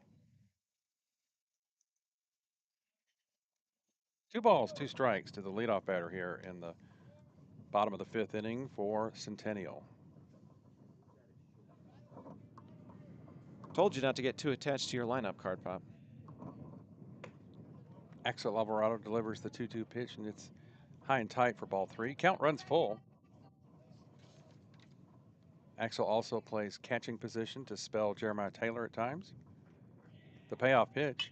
Swung on and hit to second base. Hercules is going to make the play. Throw it over to Cifuentes for the 4-3 out. We saw a lot of good defensive work from Hercules yesterday when he was in the ball game. Yeah, he subbed in for a couple of innings, and all he did was get the flyouts and get the throws over to first base in time. Did a very solid job defensively. That'll bring up Kane Whitney, the left fielder. Got a walk his last time up, and the first pitch from Axel Alvarado is a called strike. His cousin Abe locking down the hot corner now, defensively. All outside, ball 1. I think I'm finally caught up. 7 new defenders as this one goes too tight for the 9-hole hitter, Whitney. We like to keep everything straight so we can prop up these young men, give them the appropriate calls and the credit when they make big plays. Which is credit to the coach over there in the third base coaching box. Another good snag. That's 2 good plays he's made today. Yeah, a nice little bare hand there by Coach Marcellus Biggins leading the Centennial Spartans. His team plays Aledo immediately after the conclusion of this ball game. Swing and a miss, and JT applies the tag, and it's going to be a strikeout for number 5. Good job by Axel Alvarado there. 2 up, 2 down, back to the top of the order.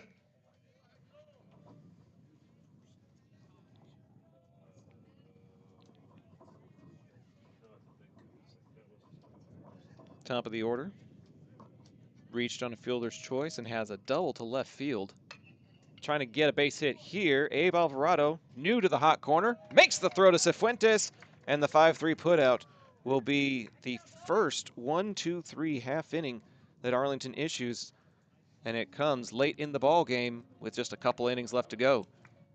To the 6th, it's 6-3. Arlington looking to rally in this next half inning. It's high school baseball on Zap, presented by John Wade Roofing. Don't go away. We'll be right back. Hey Arlington residents, if you're like me and tired of rising insurance rates, then it's time to make the switch to Chapman Cornelius Insurance Services. Since 1984, they've been your trusted local insurance experts, offering competitive quotes for all your needs. Auto, homeowners, umbrella, renters, boats, and even classic cars. Why settle for less when you can get the best? Compare coverages today and see how much you can save by visiting chapman-cornelius.com. Chapman Cornelius, your local insurance partner since 1984.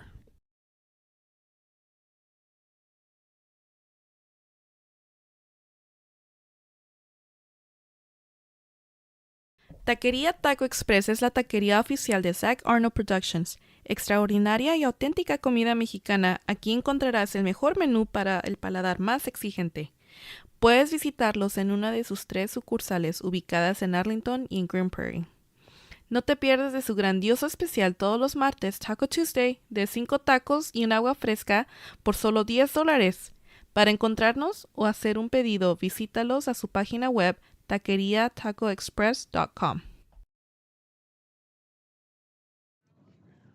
Welcome to the top of the inning here. Colin Murphy leading off and skies this one to shortstop. Hauled in as we've got the top of the order here for the Colts in this half inning. We did go through Gamez, you're right. So this is 6, Murphy in the 1 spot. F4 for that first out. This should be Now batting number 3, Simon Hercules. confirmed, Simon Hercules.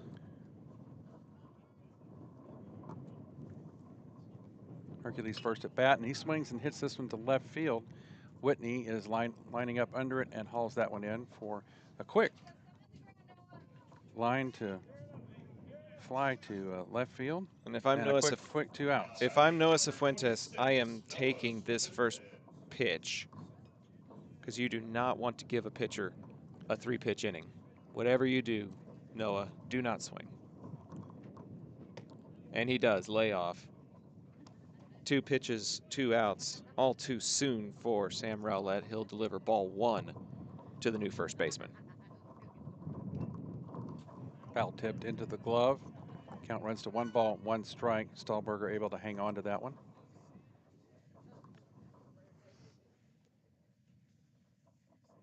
Rowlett resets himself on the mound.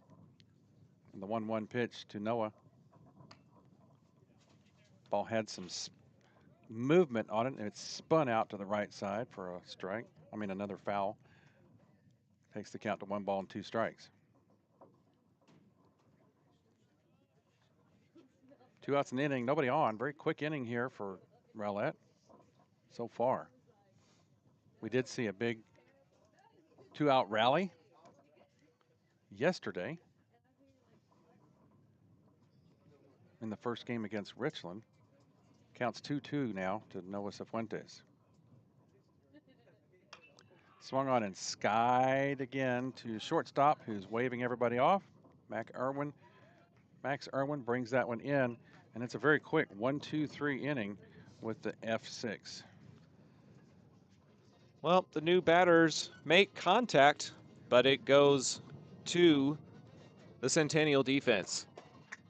We're going to play the bottom of the 6th and the top of the 7th. Just barely got enough time here during this 2-hour tournament time slot. To the bottom of the 6th, it's 6-3. High school baseball on Zap, presented by John Wade Roofing. We'll be back right after this. Local Legends Figures immortalizes your athlete's achievements for a lifetime. Featuring 6-inch figures with poses in football, baseball, band, hockey, even lacrosse. Local Legends makes every effort to show their likeness down to every possible uniform detail. To order your custom figure, call 817-681-0319 or email orders at locallegendsfigures.com. PDA Advocacy Group supports CCMR, college, career, military readiness, a set of educational standards designed to help students be better prepared for post-high school life. If college-bound, take entrance tests, dual credit courses, earn a 2-year degree prior to graduation. If you're going to a career, take classes that will result in industry certification, mechanic, computers, welding, etc. The options are vast. Military? Enlist in the armed forces as a career. CCMR, driving towards success in life.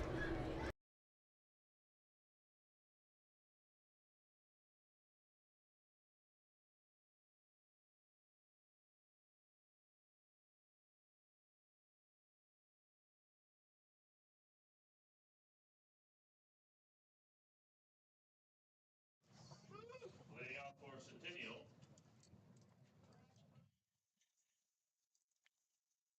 Number 6, Christian Kramer.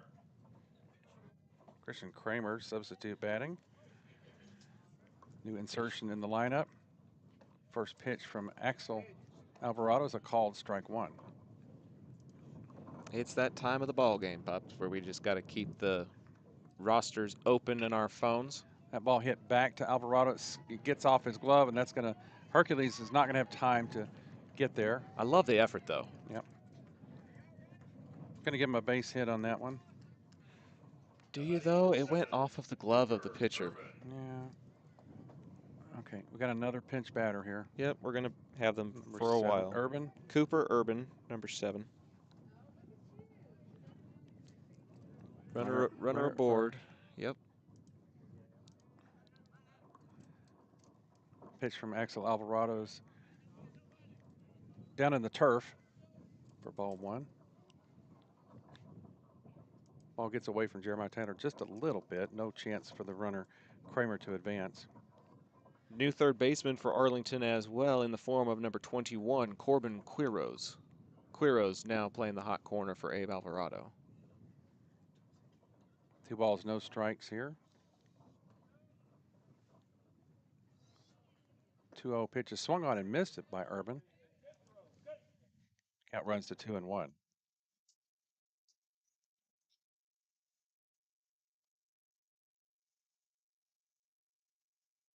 So Alvarado comes set. The 2-1 delivery. A little bit high and inside for ball 3. 3 balls, 1 strike the count to the batter Urban.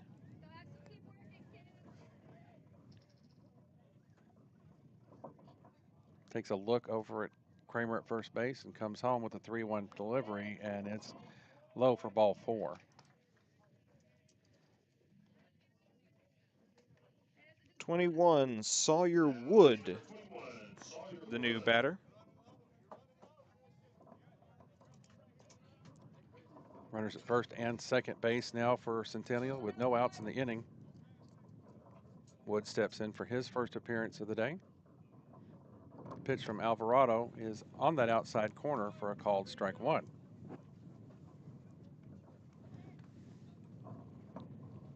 Couple of ducks on the pond here in the bottom of the 6th. As we get some defensive reps. That pitch outside, Jeremiah Taylor had to leap over into the left-handed batting box to keep that one in front of him. Keep those rotors where they're at. Kramer at second, Urban at first, Wood at the bat with a 1-1 count. That one sails a little bit high. 2 balls, 1 strike. Yadi Pagan's in the YouTube chat saying, I have sat in the same spot on the highway for 2 innings now. Rockwall traffic is great. Not jealous of you there, my friend. 2-1 pitch, swung on and looped into left field. It's going to fall in front of Cleveland for a base hit. Coach is going to hold the runner at third, and the bases are going to be loaded. Looping little, Just a bloop single. it's a little bloop that falls right in front of Cleveland, perfectly placed. 33, Jake Hernandez now getting cuts for Centennial. Emptying the dugout on both sides as we prepare for district. First pitch from Alvarado Hernandez is outside for ball 1. Kramer at third, Urban at second, Wood at first. 3 straight base hits. Pitch from Alvarado, a little bit high for ball 2. 2 balls and no strikes to the batter Hernandez.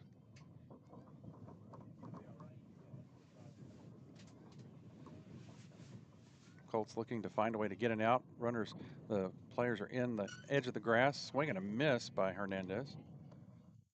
First and third are in on the edge, the lip of the grass, the proverbial grass here. Hopefully trying to cut off a run at home on the force. Second and short are deep, trying to feel the ball and turn a double play. With nobody out here, they would probably allow that run to come home from third and get the 2 outs. Yeah, you're definitely sacrificing a run for 2 outs if you can. Swung on and missed. Count runs full. 3 balls and 2 strikes. Good battle between these young men. Quality at-bat opportunity for 2 players who don't see time at the plate or on the mound. Swung on and missed for a swinging strikeout for Axel Alvarado as Hernandez goes down swinging for the first out of the inning. Another pinch hitter in the form of number 15, Brady Miller. We got rid of Patch Tuggle. Unfortunately. Tuggle retires for the afternoon with the great baseball name. That brings up Miller. Bases still loaded. 1 out now. Swung on and missed. Some good control on that pitch as it bottoms out at the last second. A reminder, Centennial does have another game after this against the host Bearcats, so some of these starters just getting a little rest opportunity in preparation for game 2 as well. 0-2 now the count on the swinging strike. Miller down 0-2. Alvarado's wind and his delivery a little bit outside for ball 1. 1 ball, 2 strikes the count, 1 out. Bases full of Spartans here in the bottom of the 6th inning. Alvarado winds and deals, and he swings at that one. Oh, wow. Tried to hold up, had too much into the motion, and is down on strike swinging.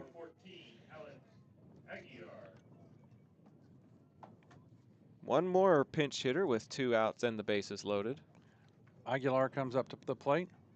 Are they And calling time? Coaches are going to concede this ball game as we hit 12:03 p.m. No need for the Spartans to continue batting as they were the home team with the lead. So that will conclude it so that we can stay on schedule. Post-game show presented by John Wade Roofing is coming up right after this. John Wade Roofing is celebrating 40 years serving the Arlington area. John Sr. played for Colt football and was the team MVP in '76. He went on to play for TCU, earning all conference honors. The family has a Colt legacy that spans generations and wants to help your family's roofing needs, plus gutters, painting, solar, and more. For more information, go to johnwaderoofing.com.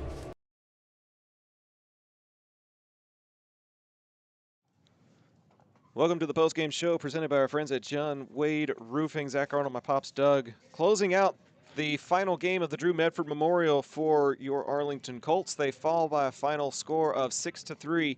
4 runs plated in the bottom of the first ended up being the deciding factor in this one, Pops. And, you know, it's just a learning experience for a player like Sawyer Hutcherson. Hasn't seen any time on the mound up until this point, and Arlington just not able to rally in the 2 hours that are allotted for tournament games. Yeah, given a little bit more time. We talked about the Aggies and their advantage at the Bluebell Park, and the Aggies always talking about running out of time. If we had just a little bit more time in these tournament games, we might have been, if we'd been playing district and playing a full 7, might have had another shot at it.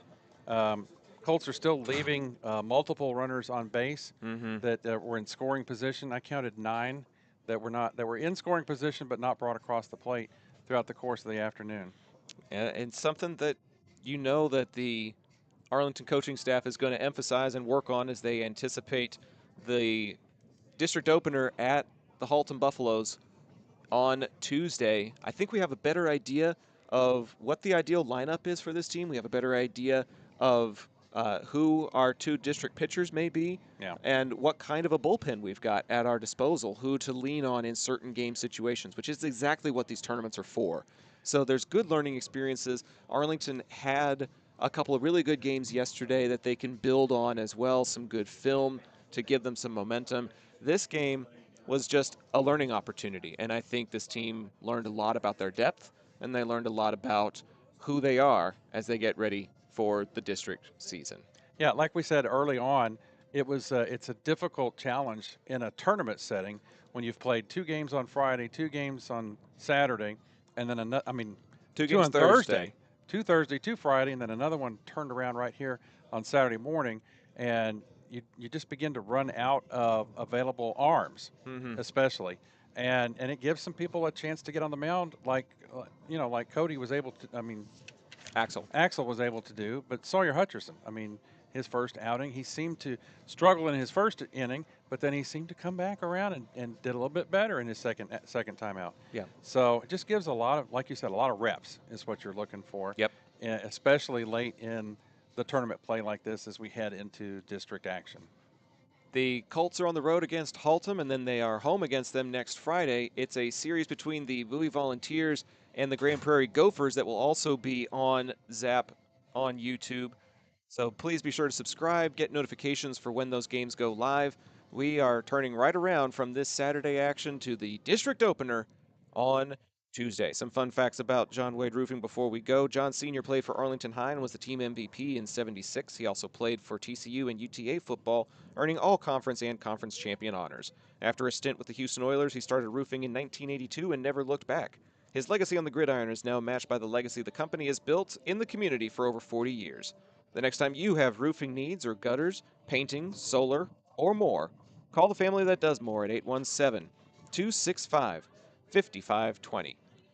Pops, I know that the scoreboard didn't give us the result that we wanted, but happy birthday nonetheless. Thank you for spending your special day out here on the ball field. Looking forward to celebrating you later this afternoon. Well, it's a lot of fun. 1 year is a first timer. Second year is a tradition, and so I keep looking forward to finding opportunities to spend my birthday, or at least a part of my birthday, with the Zap Productions and baseball. And I enjoy all the time I get to spend with you at my side, and we have a lot of fun doing this. We talked about that last night with the triple header we got to do, and so still have a little bit of voice left. So not much. We're doing okay here. So it's been a cold, blustery day here in Aledo, Texas, and we're looking forward to district action opening up this week. Hope that you all will be there for that, but I think that's going to do it for us here today. The final from the last day of the Drew Medford Memorial, Centennial 6, Arlington 3. For my Pops Doug, I'm Zach Arnold, signing off, thanking you for tuning in and for supporting local broadcasts and local businesses by your viewership today. We'll see you on Tuesday for the District 8 6A opener.